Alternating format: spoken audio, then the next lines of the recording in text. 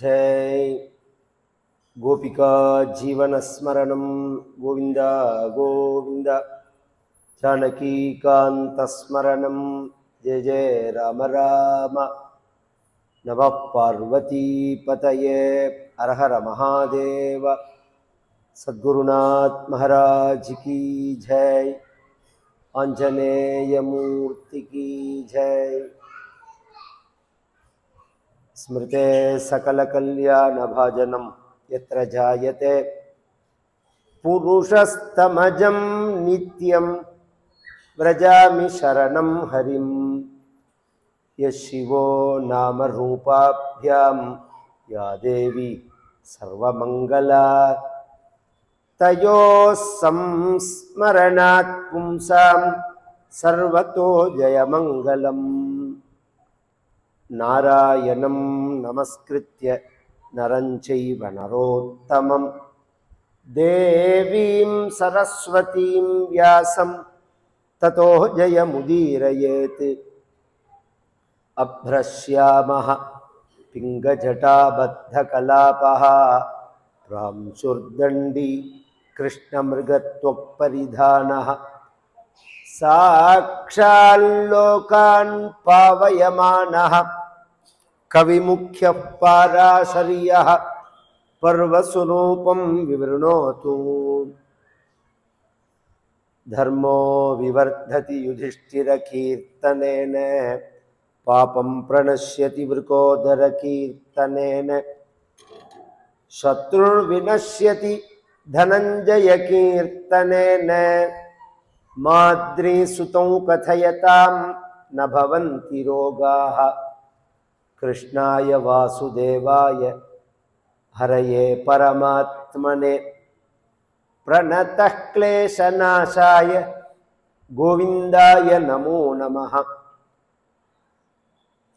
मूकं करोति वाचालं पङ्गुं लङ्घयते गिरिं यत्कृपात्तमहं वन्दे परमानन्दमाधवम् भक्तवात्सल्यजलधेः परमानन्दरूपिणः अस्मदाचार्यराजस्य प्रपन्नोऽस्मि पदाम्बुजं त्र्यम्बकपुराधीशं गणाधिपसमन्वितं गजारूढमहं वन्दे शास्तारं कुलदैवतं बुद्धिर्बलं यशोधैर्यं निर्भयत्वमरोगता अजाढ्यं वाक्पटुत्वं च हनुमत्स्मरणात् भवेत्। ओम श्री राधा रुक्मिणी सत्यभामा समेत श्री गोपाल कृष्णाय परब्रह्मणे नमः। ओम सद्गुरु चरणारविन्दाभ्यां नमः। वाग्देव्यै नमः। ओम हनुमते नमः। श्री हरये नमः।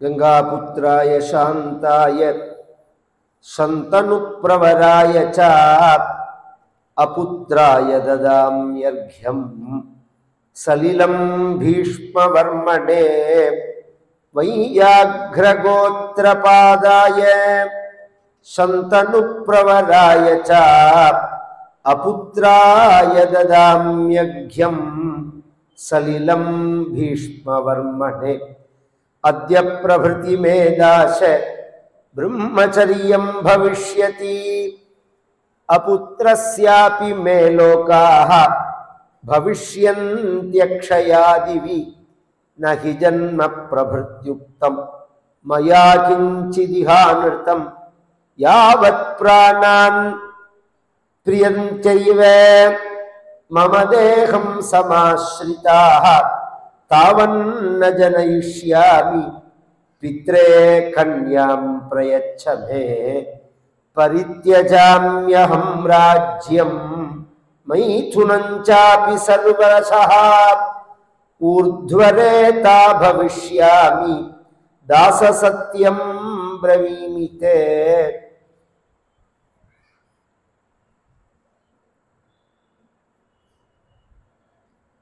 न कर्मणा न प्रजया धनेन त्यागेनैके अमृतत्वमानशुः. நம்ம பாரத தேசத்துல மிகவும் உயர்ந்த தியாகிகள் வாழ்ந்து இந்த தேசத்துக்கு பெருமை சேர்த்துள்ளார்கள். இந்த தேசத்தினுடைய உயர்வே அதுலதான். எத்தனையோ தியாகிகள் சுதந்திர போராட்டத்துல போராடினவர்களை தான் தியாகிகள் அப்படின்னு நாம் சொல்றோம். அவர்கள் மட்டும் இல்லை, இராணுவத்தில் வேலை செய்தவர்களும் ஆகட்டும், சுத்தமான நேர்மையான அரசு வேலை செய்பவர்களாகட்டும், காவல்துறையாகட்டும், மருத்துவர்களாகட்டும், வாழ்க்கையில எத்தனையோ விஷயங்களை தியாகம் பண்ணிட்டு தான் மக்களுக்காக சேவை செய்கிறார். அதுக்கு சம்பளம் வர்றது வரலைங்கிறதெல்லாம் அடுத்த விஷயம். முக்கியமான ஒரு ஆச்சரியமான விஷயம் என்னன்னா அதுல தியாகம்ங்கிறது தான். எதற்காக வாழணும் அப்படின்னு நாம் ஆசைப்படுறோமோ அதை விட்டுட்டு தன்னுடைய கடமையை செய்கிறார். அதுல மிகவும் உயர்ந்ததான ஒரு சரித்திரமாக ராமாயணம் மகாபாரதம் அமையறது. மிகவும் பெருமையானது. இன்றளவும் நாடு முழுவதும் பிரபு ராமச்சந்திரனை பத்தி, ராமபிரானை பத்தி நாம் கொண்டாடி பேசுவதற்கு என்ன காரணம்? என்ன காரணம்? எல்லையற்றதான, துண்டில்லாததான, மிகவும் செல்வச் செழிப்பி மிகுந்ததான அரசை அப்பாவுக்காக உதறிட்டு போனார். ராஜ்யத்தை தியாகம் பண்ணினார். பாராலும் படர் செல்வம் பரத நம்பிக்கே அருளி ஆராவன் விளையவனோடு அருள் காடம் அடைந்தவனே சிராலும் வரை மார்பா திரு கண்ணபுரத்தரசே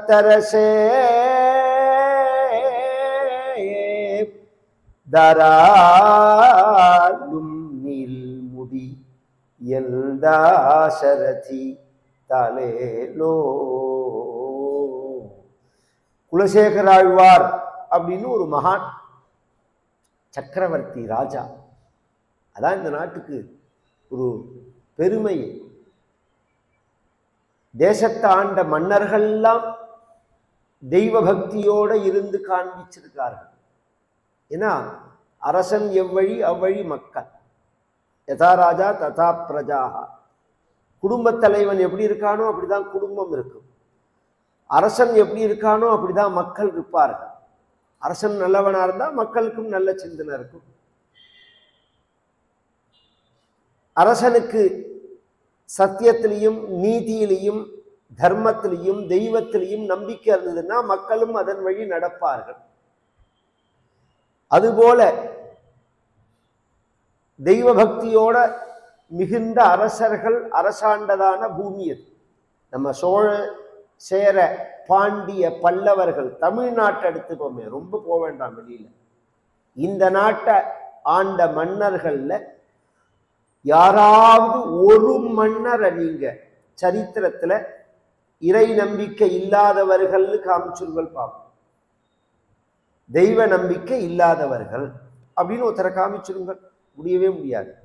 அதை விட ஆச்சரியம், அந்த மன்னர் காலத்துல ஏதாவது ஒரு கோவிலை கட்டியிருப்போம்.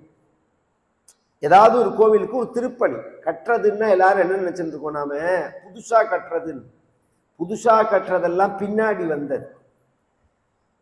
இது ராஜராஜ சோழன் கட்டினான், புதுசா கட்டினான். ராஜேந்திர சோழன் கட்டினான், புதுசா கட்டினான்.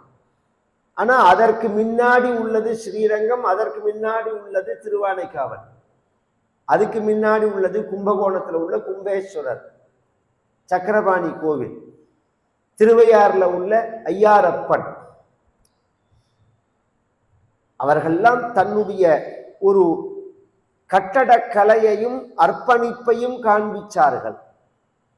அதை எப்படி வெளிப்படுத்தினார்கள்னா இறை நம்பிக்கை மூலமாக வெளிப்படுத்தினார்கள்.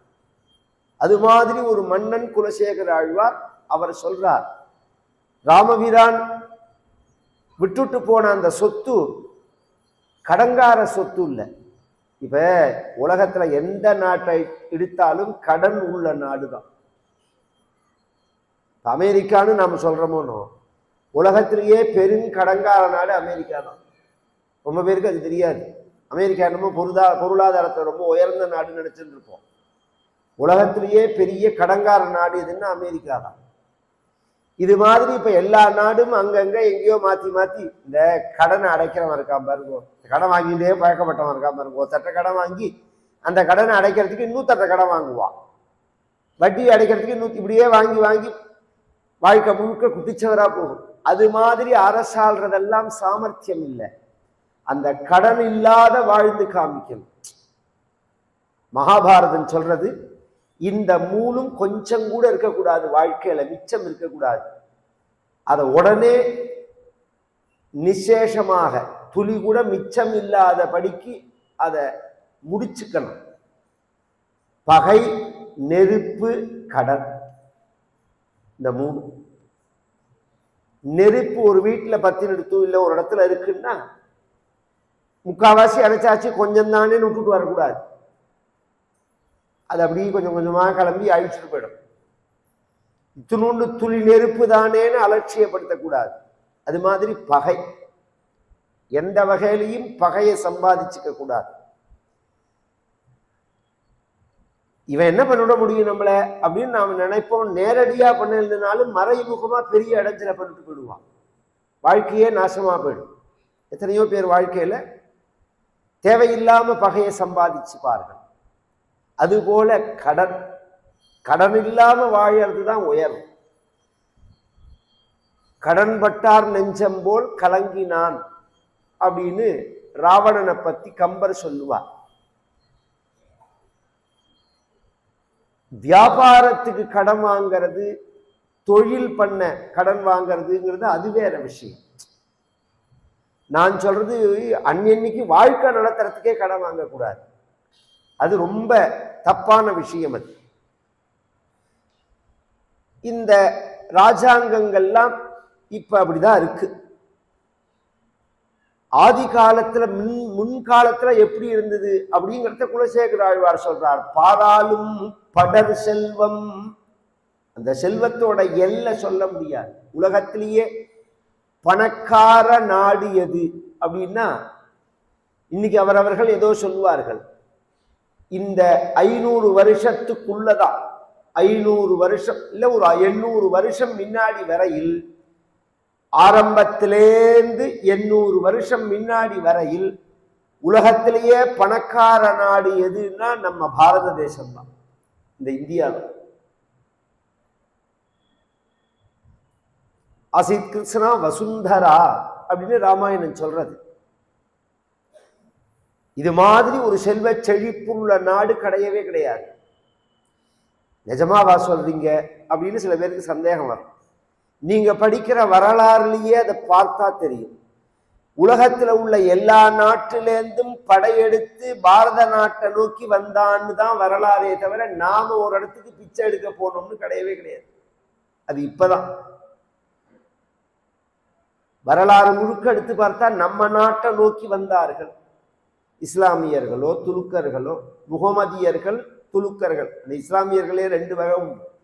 சன்னிஷியான்னு சொல்றாலும் அது மாதிரி. அது முதல்ல துலுக்கர்கள் வந்தார்கள், அப்புறம் முகமதியர்கள் வந்தார்கள், இல்லை மாறி வந்திருக்கலாம். அப்புறம் ஆங்கிலேயர்கள் வந்தார்கள், அப்புறம் பிரெஞ்சுக்காரர்கள் வந்தார்கள். இன்னும் எத்தனையோ பேர்கள் இந்த தேசத்தை நோக்கி வந்தது என்ன புண்ணிய பூமின்னா, இங்க உள்ள க்ஷேத்திரங்கள் எல்லாம் க்ஷேத்திராடனம் பண்ணி தரிசனம் பண்ணிட்டு போலாம்னா வந்தார்கள். கொள்ளையடிக்க தான் வந்தான். திருட்டு பயல்கள் தான், யோக்கியன் கிடையாது, திருடர்கள், திருடதான் வந்தார்கள். அதுதான் வரலாறு அப்படிங்கிறது. இதுல ஒரு ஆச்சரியம் என்னன்னா, இத்தனை பேருக்கு திருட்டு கொடுத்தது போக இன்னும் மிச்சம் இருக்கு. திருவனந்தபுரம் பத்மநாப சுவாமி கோவில் பிராகாரத்துல உள்ள ஒரு அறையை திறந்தார்கள் ஒரு 10 வருஷம் முன்னாடி. அதுல உள்ள ஒரு நகைகளை பார்த்தா 3 லட்சம் கோடி ரூபாய்க்கு நகை இருக்கு. 3 லட்சம் கோடி இருக்கு, இன்னைக்கு இருக்கு. அவ்வளவு செக்யூரிட்டி போட்டு வச்சிருக்காரு. கொஞ்சம் யோசனை பண்ணினா தெரியும். திருவனந்தபுரம்ங்கிறது ஒரு எட்ஜு, இந்த பாரத தேசத்தினுடைய எட்ஜு. அந்த ஒரு குட்டி பிரதேசத்துல உள்ள அரசாண்ட மன்னர்களே அந்த பத்மநாப சுவாமிக்கு அப்படி செஞ்சார்கள்னா, இந்த திருச்சி ஜில்லா, தஞ்சாவூர் ஜில்லா எல்லாம் எவ்வளோ செல்வ செழிப்பான இடம். ரங்கநாதருக்கெல்லாம் எவ்வளோ செஞ்சிருப்பார்கள் ராஜாக்கள்லாம்.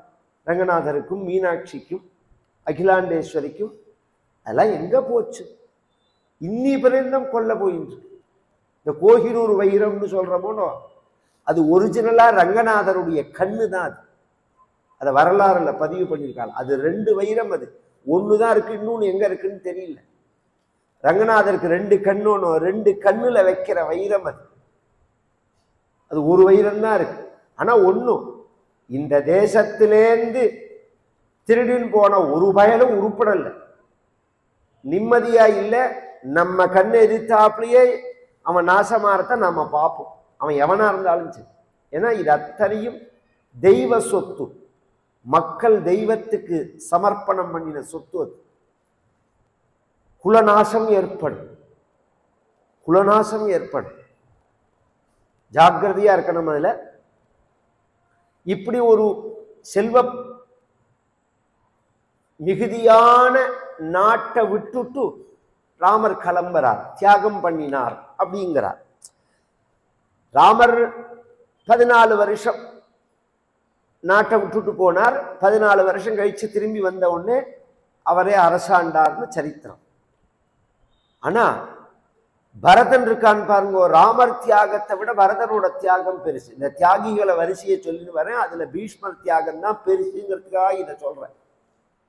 பரதனோட தியாகம் எப்பேற்பட்டது அப்படின்னா, ராமர் சொத்தை தான் தியாகம் பண்ணினார். அதே சொத்தை பரதன் எப்படி தியாகம் பண்ணினான்? தாயுரை கொண்டு தாதை உதவிய தரணி தன்னை தீவினை எண்ணனித்து சிந்தனை முகத்தில் தேக்கி போயினோய் என்ற பொழுது புகழினோய் தன்மை கண்டால் 1000 ராமரின் கேள் ஆவரோ தெரியுதம்மா அப்படிங்கிறார் கம்பராமாயணத்துல. 1000 ராமன் வந்தாலும் பரதனுக்கு ஈடாக ஆக முடியாதுன்னார். எப்படி? இதுல ஒரு கான்ட்ரவர்சி வேற இருக்கு. ஒரு காவியத்துல ஒருத்தரை பத்தி உயர்வாக பேசும்போது கதாநாயகனுக்கு உட்பட்டு தான் பேசணும், கதாநாயகனை விட மிகுதியாக உயர்ந்து பேசக்கூடாது. இது காவியத்தோட தர்மம். இது இந்த ராமாயணத்துல கதாநாயகன் ராமர். இவர் என்ன சொல்றார் கம்பர்? 1000 ராமரின் கேள் ஆவரோ தெரியுதம்மா, பரதனுக்கு ஈடா 1000 ராமர் வந்தாலும் சமமாகுமா அப்படின்னு கேட்கிறார். இத தமிழ் சபையில ஒத்துக்கல. ஒரு காலத்துல ஸ்ரீரங்கம் சிதம்பரங்கள்லாம் தமிழ் சபை, மதுரை முன்னாடி இருந்து அப்புறம் ஸ்ரீரங்கம் சிதம்பரம் தான். அவ ஒத்துக்கல. ஏன்னா நீ கதா சாங்கியம்னு சொல்லுவோம், இத சாஸ்திரங்கள்ல ஒரு வகை. அதை நீ தாண்டி பேசியிருக்க, அலங்கார சாஸ்திரத்தை தாண்டி பேசுற, அது தப்பு.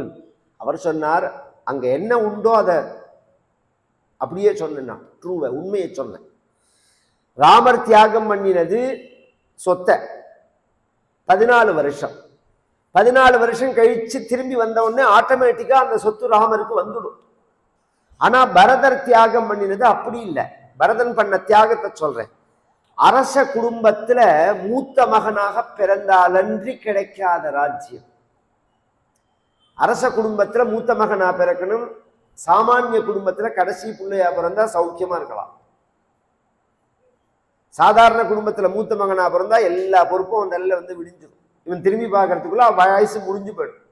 அக்கா கல்யாணம் பண்ணி தங்கை கல்யாணம் பண்ணி சீரெல்லாம் செஞ்சு இவர்களெல்லாம் கரையேற்றி விட்டுட்டு தன் குடும்பத்தை திரும்பி பார்க்கலாம்ங்கிறதுக்குள்ள வாழ்க்கையே முடிஞ்சு போயிருக்கு. அதனாலதான் மனுஸ்மிருதியில சொன்னார், ஜேஷ்டனுக்கு 2 மடங்கு சொத்துல கொடுக்கணும்னு. இந்த குடும்பத்துக்கு தலைப்பிள்ளையா இருக்கான்னு பார்த்தீங்களா, சொத்தை பிரிக்கும் போது இது மாதிரி அந்த குடும்பத்துக்கு உழைச்ச பையனா இருந்தான்னா அவனுக்கு 2 மடங்கு கொடுக்கணும். ஏன்னா மற்றவர்களுக்கெல்லாம் சம்பாதிக்கிறதுக்கு டைம் இருக்கு, அவனுக்கு வாயுசு முடிஞ்சு போயிடுது. அப்பாவோடையே ஓடி குடும்பத்தையே பார்த்துட்டு தொழிலையே பார்த்துட்டு அப்பா காலமானத்தே அவனுக்கு 50 வயசு 55 வயசு ஆயிருக்கும், கூடையே செஞ்சிருப்பான். திரும்பி அதுக்கு மேல அவன் என்னத்தை சம்பாதிக்க முடியும்? ராஜ குடும்பத்துல அதனால கடைசி பிள்ளையா பிறந்தா ஒரு கவலை கிடையாது, ஒரு கடமை கிடையாது. கோவில் மாடு மாதிரி சௌக்கியமா இருக்கலாம். அந்த காலத்துல கோவில் மாடுன்னு ஒண்ணு, அதை யாரும் பிடிச்சு கட்டலாம் மாட்டார்கள். எங்க வேணாலும் அது போகலாம், எங்க வேணாலும் மேயலாம், எப்படி வேணாலும் இருக்கலாம், சௌக்கியமா இருக்கும். மூத்த பையனாக ராஜாங்கத்துல பிறக்கலைன்னா ராஜ்யம் கிடைக்காது, பட்டாபிஷேகம் செய்ய முடியாது. அப்படி உள்ள சூழ்நிலையில தாயுரை கொண்டு தாதை உதவிய தரணி தன்னை இவன் கேட்கல, இவ அம்மா தான் கேட்டா, அவ அப்பா அதுக்கு சரின்னு சொன்னார். அதுவும் பர்மனண்டா கிடையாது, 14 வருஷம்தான்.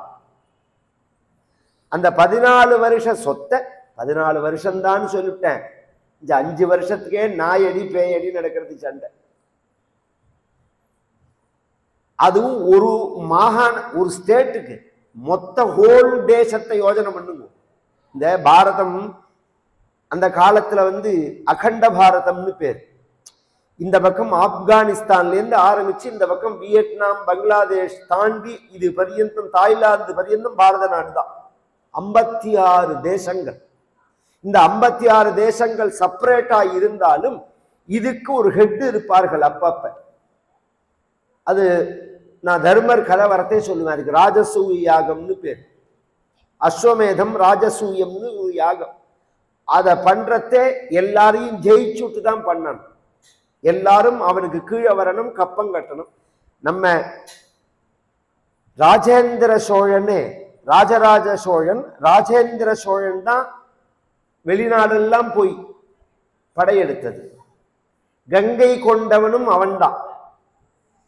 அவன் இந்த பிருகதீஸ்வரம்ங்கிற கங்கை கொண்ட சோழபுரத்துல ஒரு சிவன் கோவில் கட்டியிருக்கார். இன்னைக்கும் யுனெஸ்கோல அது பாதுகாப்புல இருக்கு, சென்ட்ரல் கவர்மெண்ட் பாதுகாப்புல இருக்கு. அந்த கோவிலுக்கு என்ன விசேஷம்னா, தஞ்சாவூர் பிருகதீஸ்வரர் கோவிலை விட அது பெருசு. லிங்கம் அங்க அதை விட அது பெருசு. இதுக்கு கங்கையில அபிஷேகம் பண்ணணும்னு இங்கேருந்து ஆரம்பிச்சு ஹிமாச்சலம் பரியந்தம் இவன் வெற்றி கொண்டு திரும்பி வரும்போது வெற்றி கொண்ட ராஜாக்கள் ஒவ்வொருத்தரும் ஒவ்வொரு குடம் கங்கை ஜலம் கொண்டு வரணும்னு அழிச்சுட்டு வந்தான். அவர்கள் கையால கொண்டு வர சொல்லி இந்த சிவபெருமானுக்கு அபிஷேகம் பண்ணினார் அப்படிங்கிறது வரலாறு. இந்த இந்தியா முழுக்க ஒரு ராஜாவா இருந்திருக்கார் ராஜேந்திர சோழன். அதுக்காக சொல்ல வரேன். பாரத தேசம் முழுக்க ஒரு ராஜாவா இருந்திருக்கார். அதெல்லாம் கொஞ்ச நாள் தான். அடுத்தது இன்னொருத்தன் பெரியவனா வந்தான்னா அவன் ஜெயிச்சுக்குவான். இந்த அயோத்திக்கு என்ன விசேஷம் அப்படின்னா, சூரிய வம்சத்து அரசர்கள் இருக்கிற பரியந்தம் அவர்கள் தான் ராஜா. இந்த சூரிய வம்சத்து அரசர்களை யாருமே வெல்ல முடியாது. அது சூரிய வம்சம் முடியற சமயத்துலதான் அதனுடைய பாதியில சந்திர வம்சம் ஆரம்பிக்கிறது. சந்திர வம்சம் இருக்கிற பரியந்தமும் யாரும் அவர்களை ஜெயிக்க முடியாது. சூரிய வம்சத்து கதை தான் ராமாயணம், சந்திர வம்சத்து கதை தான் மகாபாரதம். இன்னைக்குமே ஒரு ஒரு பதிவுக்காக சொல்லிட்டு போறேன். இன்னைக்கும் இந்த நாட்டில் உள்ள எல்லா மன்னர்களும் தன்னை பத்தி குறிப்பிடும் போது ஒன்னு சூரிய வம்சம்னு சொல்லுவார்கள் அல்லது சந்திர வம்சம்னு சொல்லுவார்கள். நம்ம சோழ நாடெல்லாம் சூரிய வம்சத்தை சேர்ந்தது. பட்டயத்துல குறிச்சுக்கிறதே அவர்கள் சூரிய வம்சத்துக்காரர்கள் அப்படின்னு சொல்லுவார்கள், அந்த வம்சத்துல வந்தவர்கள் அப்படி. அந்த அளவுக்கு சக்கரவர்த்தியாயிருக்கக்கூடிய ஒரு வாய்ப்பு 14 வருஷம்தான் கிடைச்சது பரதனுக்கு. அந்த வாய்ப்பை அவன் பெருசா நினைக்கல. தீவினை என் நினைத்து சிந்தனை முகத்தில் தேக்கின்னு தூக்கி போட்டான். அப்ப அதை விட பரதனோட தியாகம் அதை விட பெருசா இருக்கு. அதை விட பெரிய தியாகம் பீஷ்மர் பண்ண தியாகம்.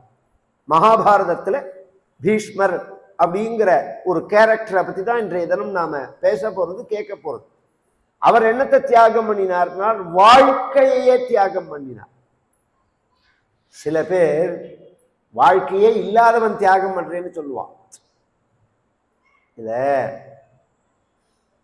ஒரு விஷயம் நம்ம கிட்ட இருந்து அதை விட்டாதான் தியாகம்னு பேர். என்னால அது முடியாது அப்படின்னா, எனக்கு அதெல்லாம் வேண்டாம் அப்படின்னு சொன்னா அது பெருமையானு. நீ வேணும்னு சொன்னாலும் உனக்கு கிடைக்காது. இப்ப ஒரு ரொம்ப கஷ்டப்படுற ஒரு ஏழை, காலையில பொழுது விடிஞ்சாலே அவனுக்கு சாப்பாட்டுக்கு என்ன பண்றதுன்னு தெரியாத ஒரு கஷ்டத்துல இருக்கான். அவனுக்கு தினமே பட்னி, ஏதாவது 2 நாள் 3 நாளுக்கு ஒரு தடவை தான் சாப்பாடு கிடைக்கும். அப்படிங்கிறவன் ஏகாதசி அன்னைக்கு நான் பட்னி கிடக்க போறேன்னு சொன்னா ஏதாவது பெருமையானு?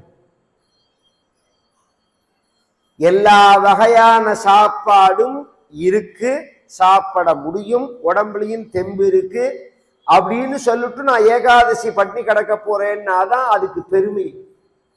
ஏன்னா வஸ்து பிரத்யக்ஷத்துல வைராக்கியம்னு சொல்லணும்.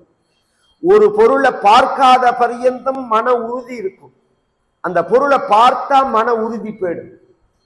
இது அடிப்படை சுபாவம். அந்த இடத்துல உறுதியோட இருக்கு.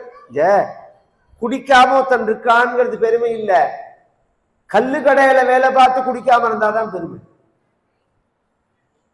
கல்லு கடையில வேலை பார்த்து குடிக்காதவனா இருக்கணும். அது மாதிரி நான் சொல்றது இப்ப இன்னைக்கு புரியுற மாதிரின்னா அப்படிதான் சொல்ல வேண்டியிருக்கு.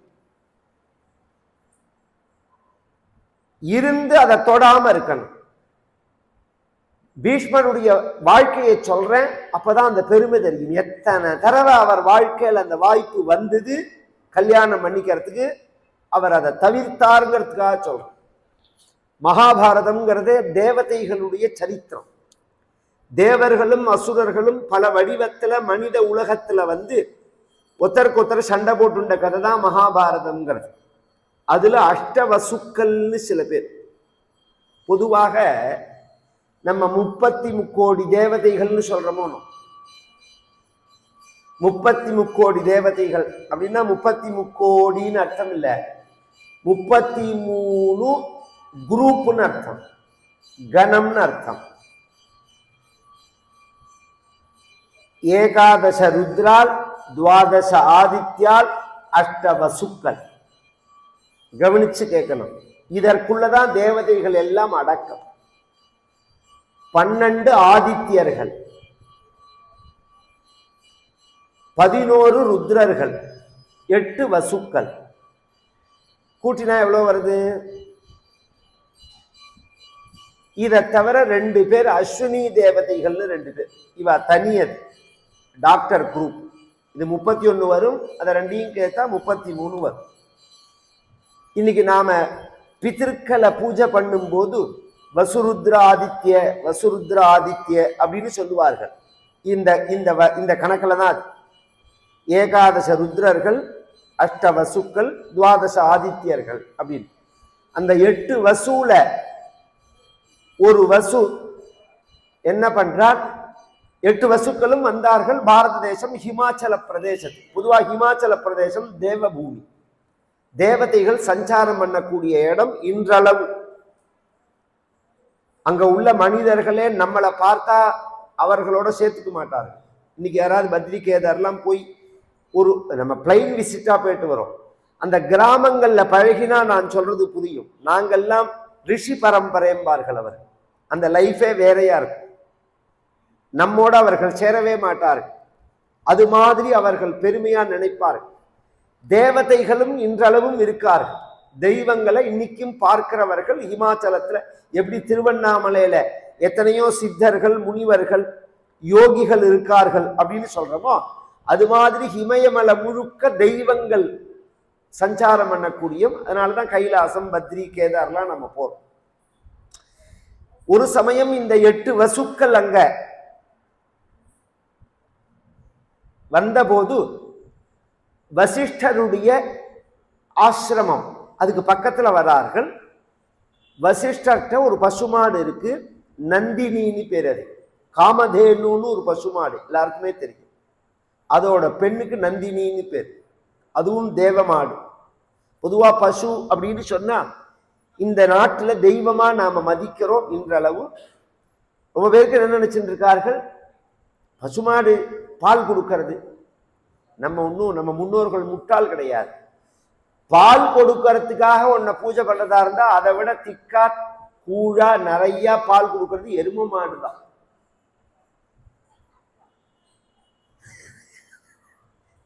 அதை விட நிறைய பால் கொடுக்கும்னா எரும மாடுதான்.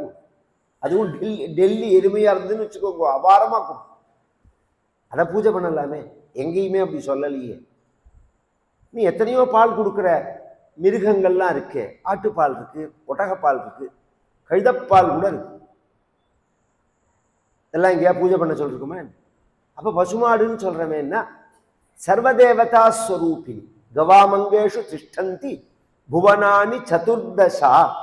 14 உலகங்கள் ஒரு பசுவனுடைய உடம்புல இன்னென்ன பாகத்துல இருக்கு அப்படிங்கிறது. இப்ப எனக்கு இன்னைக்கு அந்த சப்ஜெக்ட் கிடையாது, அதை சயின்டிபிக்கா ப்ரூவ் பண்ண முடியும். ஆனா எல்லா பசுமாடும் இல்லை, நாட்டு பசுமாட்டுல மட்டும்தான். இப்ப நாம பாக்குறதெல்லாம் பசுமாடே இல்லை, பசுமாடு மாதிரி இருக்கிற ஒரு மிருகம் அது. ஜெர்சி ஃப்ரீஷியன் எல்லாம் பசுமாடே கிடையாது. இதுல ஒரு ஆச்சரியம் என்னன்னா, திருட்டு பய இந்த வெள்ளைக்காரன் இருக்கிற மாதிரி என்னைக்குமே அவன் அயோக்கியம் தான். அதெல்லாம் கொண்டு இங்க இறக்கிட்டு இங்க உள்ளதெல்லாம் கொண்டு போயிட்டாங்க. A1 A2 இந்த மாதிரி இந்த பால்லையே அதை பார்த்தவங்களுக்கு தெரியும். நாட்டு பசுமாடு தான் முழு சத்தோட உள்ளது. அதனாலதான் இன்னைக்கு எல்லாருக்குமே அந்த மாடை வளர்க்கணுங்கிற ஒரு பழக்கம் வந்திருக்கு. எல்லாருமே அதை விரும்பணும். சக்தி உள்ளவர்கள் அதை செய்யணும். இதெல்லாம் எத்தனை நாளைக்கு, 150-60 வருஷம் வருமா அந்த பெட்ரோல்லாம்? அதுக்கப்புறம் எல்லாம் தீந்து படுத்தினா அப்புறம் பழையபடி நடக்க வேண்டியதான். நடராஜா தான் ஏதாவது நான் பேட்டரியில தயார் பண்றேன், அதுல தயார் பண்ணி, இதெல்லாம் எத்தனை நாளைக்கு ஓடும்? இயற்கையை சார்ந்து வாழற வாழ்க்கை தான் உயர்ந்த வாழ்க்கை. நீர்வழித்தடம், மாடு, குதிரை, இன்னும் சொல்ல போனா தேவையில்லாத பிரயாணங்களே தப்பு. முதல்ல அவசியமான பிரயாணங்கள் தான் வாழ்க்கையில. நான் கூட அப்பப்ப நினைப்பேன், கையில ஒரு பெரிய சாட்டையை வச்சு இந்த பஸ் ஸ்டாண்டு ரயில்வே ஸ்டேஷன்ல நின்று சாத்தணும் எல்லாரையும். எப்ப பாரு ஏதாவது ஒரு நாள் கிடைச்சதுன்னா பைய தூக்கின்னு கிளம்பிடுறேன் எங்கேயாவது. எவ்வளோ கடமைகள் இருக்கு, எவ்வளோ வேலை இருக்கு. நம்ம சார்ந்து இருக்கக்கூடிய இடங்களை சுத்தம் பண்ண வேண்டியது, வாழ வேண்டிய மக்களுக்கு உதவி பண்ண வேண்டியதெல்லாம் எவ்வளோ இருக்கு. தேவையில்லாம சுத்தவே கூடாது. இந்த சுத்தர வேலையே சன்னியாசிக்கு தான், பண்டார பரதேசிகளுக்கு தானே தவிர நமக்கு கிடையாது. இல்லறத்துல உள்ளவன் கடமைகளை கவனிக்கணும், தேவைப்பட்டா போயிட்டு வரணும், 4 இடம் போய் தெரிஞ்சுக்கணுங்கிறது வேற விஷயம். இந்த மாடு இருக்க இது ரொம்ப அவசியம். சர்வதேவதா ஸ்வரூபின். அதுக்கெல்லாம் தலைமையா உள்ளது காமதேனுன்னு பேரு. அதனுடைய பெண்ணு நந்தினி. அதை தான் வசிஷ்டர் வளர்க்கிறார். இந்த 8 வசுக்கள் வந்த உடனே இந்த நந்தினியை பார்க்கிறார்கள். ரொம்ப அழகா இருக்கு, ரொம்ப அறிவும் ஜாஸ்தி. நாட்டு பசுமாடு இருக்கு பாருங்க, ரொம்ப அறிவு ஜாஸ்தி. அதனாலதான் அந்த பாலை சாப்பிட்டா 1000 பசுமாடு, நாட்டு பசுமாடு உள்ள இடத்துல ஒரு கன்றுக்குட்டியை நாம் அவிழ்த்து விட்டோம்னா அதோட அம்மா எதுன்னு அதுக்கு கரெக்டா தெரியும். கரெக்டா அதோட அம்மா எதுன்னு அதுக்கு தெரியும். 5 எரும மாடு உள்ள இடத்துல கண்ணுட்டியை விட்டா அம்மா தெரியாது, அது மாத்தி ஊட்டும் போய். அப்ப அந்த பாலை குடிச்சா அந்த புத்தி தான் வரும். ஷார்ப்பா இருக்கணும்னா பசும்பால் சாப்பிடணும். இதெல்லாம் இன்னைக்கு சயின்ஸ்ல நிரூபிச்சுன்னு வர விஷயம். அதனாலதான் அந்த புத்தியினுடைய தீக்ஷ்ணம் இருக்கு பாருங்க, அது ரொம்ப அவசியம். அது புத்தியினுடைய வளர்ச்சிங்கிறது. சமானம், தாய்க்கு சமானம் பசு. ஒரு குழந்தைய வளர்க்கறதே தாய்க்கு சமானமா பால் கொடுக்கறது பசுதான். அந்த பசுமாடை பார்த்து இந்த 8 வசுக்கள் சொன்னேனோட அதுல 8வது வசு அவருடைய மனைவி, எனக்கு இந்த மாடு வேணும். உடனே அவர்கள்லாம் சொன்னார்கள், இது கோவில் சொத்தும் இல்லை, புறம்போக்கு சொத்தும் இல்லை ஆட்டையை போடுறதுக்கு. இது மகரிஷி வசிஷ்டரோடது. கை வச்சா தொலைச்சுவர். அந்த காலத்துல முனிவர்கள்லாம் வெறும் தவபலம் மட்டும் உள்ளவர்கள் இல்லை, டெக்னாலஜி வைஸ் ஞானம் உள்ளவர்கள். அதனாலதான் அரசர்கள் அடங்கி இருந்தது. இந்த புத்தி பெருசா பலம் பெருசா அப்படிங்கிற கேள்வி வரத்து அறிவு தான் பெருசு. அறிவுக்கு அடக்கம்தான் ஆற்றல்ங்கிறது. அறிவுக்கு அடங்கிதான் இருக்கணும் ஆற்றல். இன்னைக்குமே எடுத்துப்போமே, சிஸ்டமே அப்படிதானே. அறிவுங்கிறது அந்த சிஸ்டத்துல சபை, பாராளுமன்றம், மக்களவை, மாநிலங்களவை. அறிவா அறிவு இல்லையாங்க, அறிவு உள்ளவனா இல்லையாங்கிறதுல அடுத்த விஷயம். நான் ஒரு பேச்சுக்கு சொல்றேன். அதுல நிறைவேற்றக்கூடிய தீர்மானத்துக்கு தானே ஆற்றல் உள்ள மிலிட்ரியோ சிவிலோ மிலிட்ரியோ கட்டுப்படுறது. அவர்கள் கட்டுப்படாலைன்னா பாகிஸ்தான்லாம் அப்படித்தானே, கட்டுப்படாம இருக்கிறவர்கள் தானே. என்னைக்குமே அறிவுக்கு ஆற்றல் கட்டுப்பட்டு இருக்கணும். அந்த காலத்துல மகரிஷிகள்லாம் அந்த சக்தியோட உள்ளவர்கள் தொலைச்சிருவார்கள். விஸ்வாமித்திரருக்கும் வசிஷ்டருக்கும் ஒரு சண்டை வந்ததுன்னு ஒரு கதை உண்டு. பெரிய ராஜாவா இருந்த விஸ்வாமித்திரர் ஒண்ணுமே பண்ண முடியல வசிஷ்டர் அவனால. அத்தனை படைய திரட்டின்னு வந்தும் அவருடைய தவ வலிமைக்கு முன்னாடி ஒன்றும் பண்ண முடியல. அப்பதான் நினைக்கிறார், விஸ்வாமித்திரர் நினைக்கிறார், திக்பலம் க்ஷத்ரிய பலம் பிரம்மதேஜோ பலம் பலம். இது என்ன? உடம்பு பலம், புத்தி பலம் தான் பலம். அதை நான் பெறுவேன் அப்படின்னு தான் அவர் தவத்துக்கு போனார்னு கதை. இவர்கள்லாம் சொல்ல அந்த பொண்ணு ஒத்துக்கல. நீ இந்த மாடை எனக்கு பிடிச்சு கொடுத்தாதான் உன்னோட நான் வருவேன்னுட்டாங்க. எங்க திருப்பி தேவலோகத்து. நீ மாடை பிடிச்சு கொடுக்கல, எனக்கு கொடுக்கலன்னா உன்னோட திரும்பி நான் வரமாட்டேன் அப்படின்னு ஒண்ணு. இந்த காலம் மாதிரி எப்படியாவது உருட்டி பிறட்டி கல்யாண வாழ்க்கையை ஓட்டணுங்கிற நிர்பந்தம் இல்லைன்னா உடனே டைவர்ஸ், உடனே வேண்டாம். இதை விட ஆச்சரியம் என்னன்னா, இவன் வேண்டான்னு சொன்ன பொண்ணை கல்யாணம் பண்ணிக்கிறதுக்கு 10 பேர் தயாரா இருக்கான். ஒன்னும் வாழ்க்கை ஒன்றும் வீணாலாம் போயிடாது, அந்த காலம் மாதிரி எல்லாம் கிடையாது.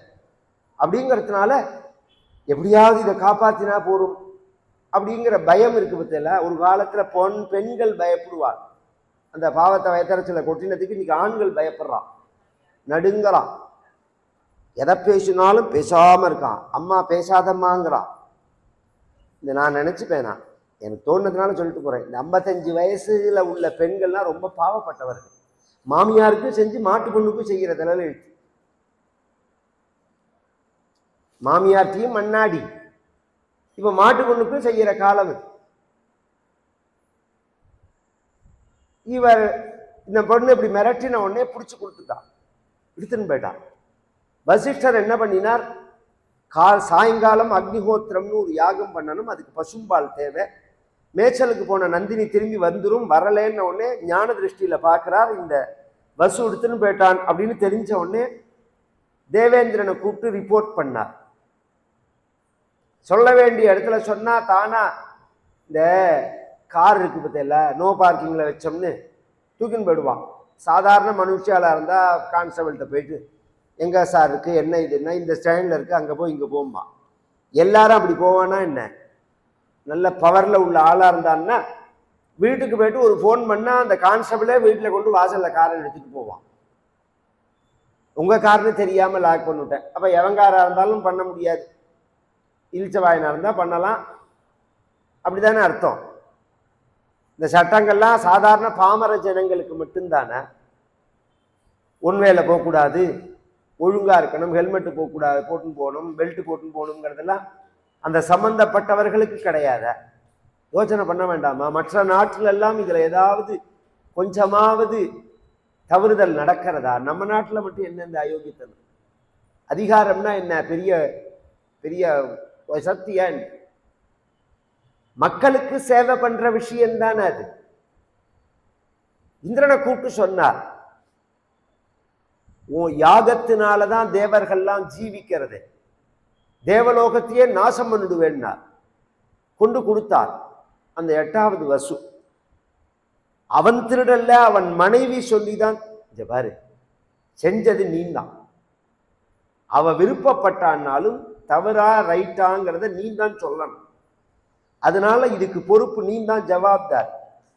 ஒரு மனிதன் மாதிரி நீ இந்த செயலை செஞ்சதுனால மனிதனா பிறக்க கடவுள்னு சபிச்சான்.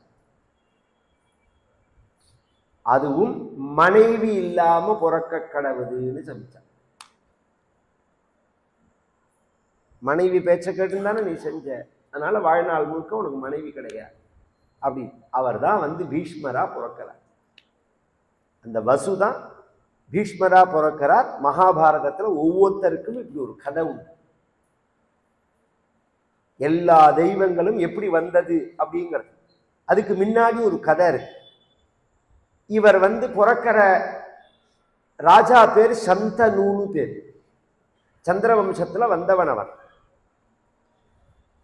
அவனுடைய அப்பாவுக்கு பிரதீபன்னு பேர். அந்த பிரதீபன்கிற ராஜா பிரதீபஸ்து ததோ ராஜா கங்காத்வாரமனுஸ்மரன்னி நிஷசாத மகாபாகு கங்காத்வாரகதோ ஜபன்னி பிரதீபஸ்து ததோ ராஜா சர்வபூதஹிதே ரதஹ. இவன் கங்கையில வந்து ஒரு சமயம் கங்கை கரையில உட்கார்ந்து இருக்கான் தியானம் பண்றதுக்கு. அந்த பிரதீபன் ரொம்ப அழகான ராஜாவன், சக்கரவர்த்தி, பெரிய செல்வந்தன், அதிகாரம் உள்ளவன், அழகும் உள்ளவன். இவன் அப்படி கண்ணை மூடின்னு தியானம் பண்ணிட்டே இருக்கிற தேவை இவனுடைய வலது தொடையில யாரோ உட்கார்ந்து இருக்கா மாதிரி தோண அப்படி கண்ணை திறந்து பார்த்தா 16 வயசு மதிப்புள்ள ஒரு பெண் மின்னல் கொடி மாதிரி இருக்கா. அவ்வளோ அழகா இருக்கா. இவன் மடியில உட்கார்ந்துருக்கா. இப்படி திரும்பி பார்த்தான். யாருமா நீன்னா? நான் உன்னை விரும்புறேன்னு அளவு. நான் யாருங்கிறத அப்புறம் சொல்றேன், உன்னை நான் விரும்புறேன், நீ என்னை கல்யாணம் பண்ணிக்கிறியா அப்படின்னு கேட்டான். கதையா கேட்டுட்டு போறதுக்காக நாமெல்லாம் இங்க உட்கார்ந்துக்கல. ஒரு மனிதனுக்கு சுய கட்டுப்பாடு ஒழுக்கம் எவ்வளோ முக்கியத்துவங்கிறதுக்காக சொல்ல வர. இவன் ராஜா, இவன் தவறுதல் பண்ணினா இவனை கேட்கறதுக்கு மேல ஆள் கிடையாது, தெய்வம் தான் கேட்டாகணும். அந்த திமிரில் தானே எல்லாருமே ஆடுறான்.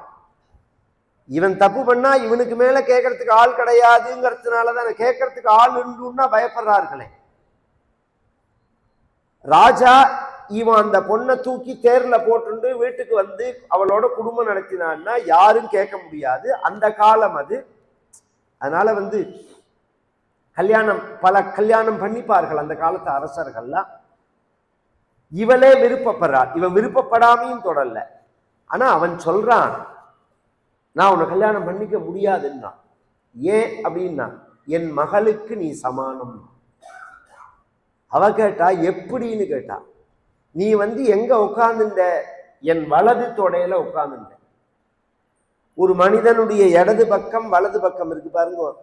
இந்த இடது பக்கம் மனைவிக்கு, வலது பக்கம் மகளுக்கு. சாஸ்திரம் இது. அதனாலதான் ராம பட்டாபிஷேக படத்துல பார்த்தா இடது பக்கத்து தொடையில சீதையை வச்சுருப்பார் ராமர். இடது பக்கம். வலது பக்கம் இருந்தா அது மகள். கன்னிகாதானங்கள்லாம் பண்ணி கொடுக்கும் போது வலது பக்கம் தான் வச்சுக்கணும், இடது பக்கம் வச்சுக்கூடாது. தெரியாதவர் நடுப்புல வச்சுப்பா.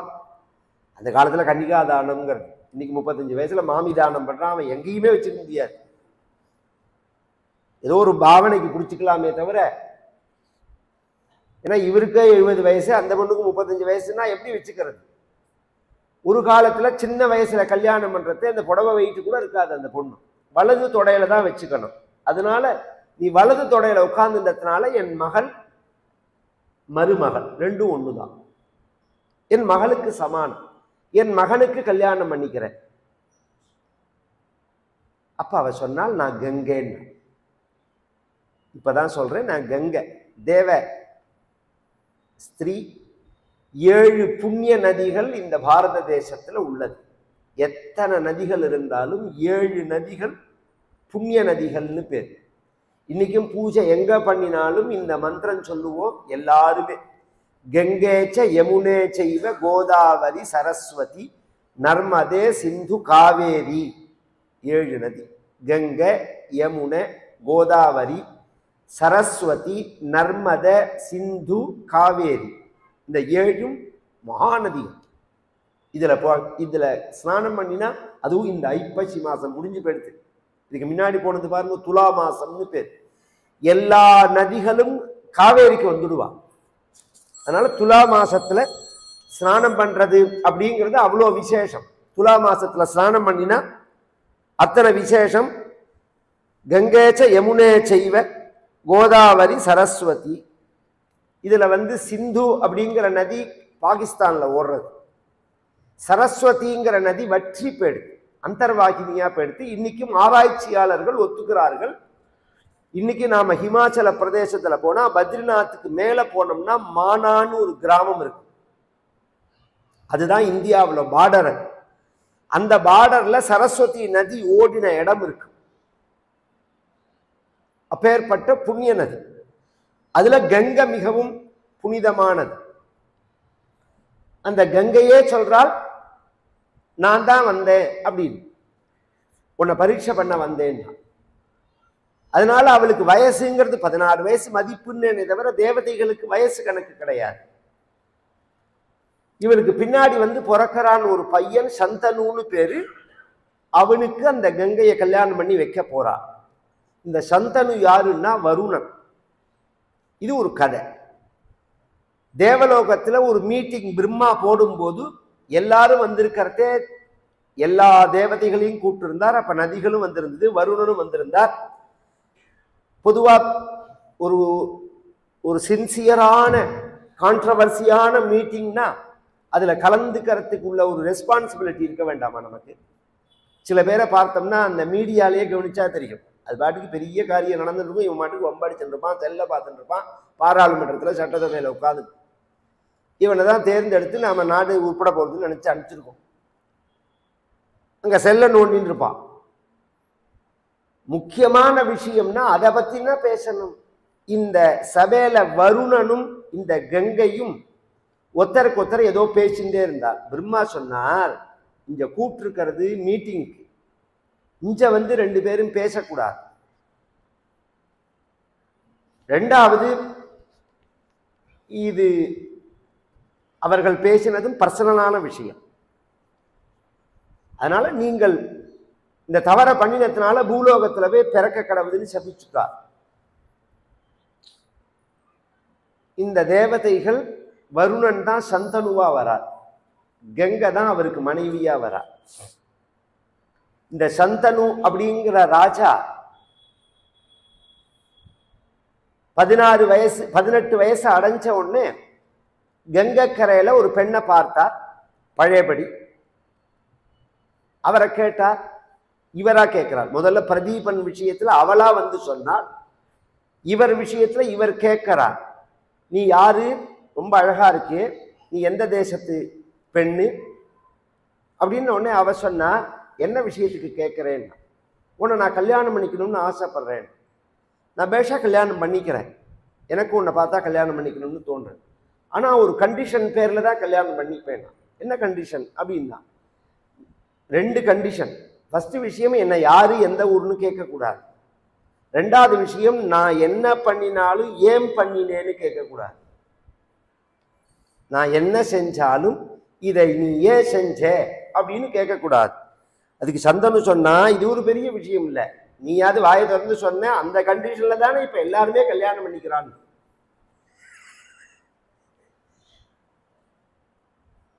நீ ஏன்னு கேட்டேன்னா உன்னை விட்டு நான் போயிடுவேன், உன்னோட வாழ மாட்டேன் அப்படின்னா அவளை கல்யாணம் பண்ணிண்டா.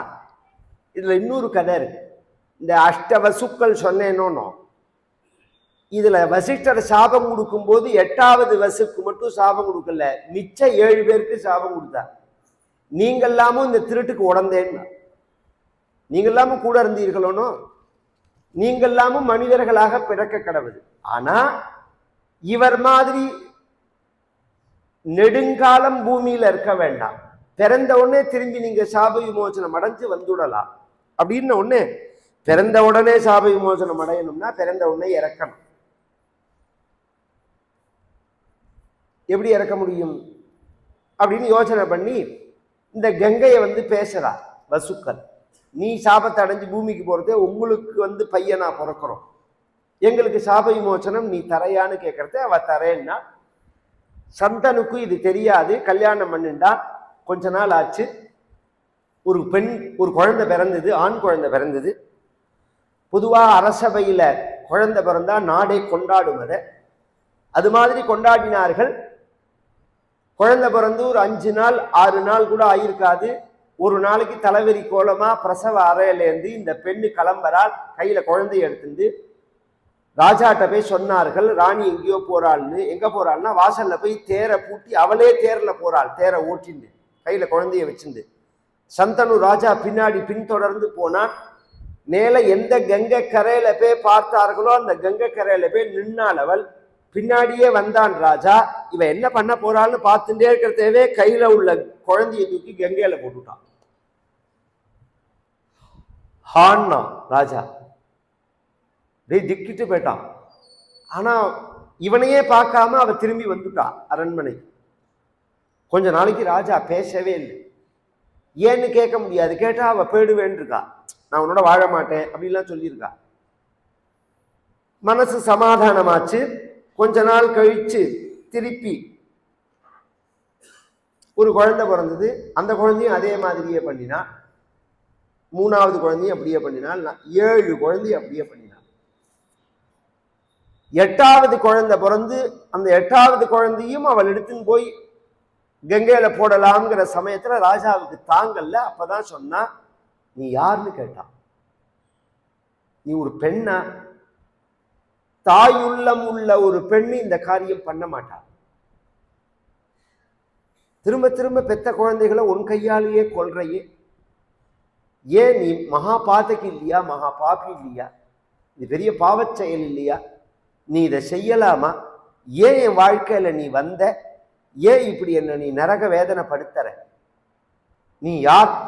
ஏன் இப்படி செய்யற அப்படின்ன உடனே அவ என்ன பண்ணினாள் இப்படின்னா, இந்த குழந்தைய நான் கொல்ல மாட்டேன், ஆனா உன்னோட வாழ்வு இன்னையோட சரியா போச்சு.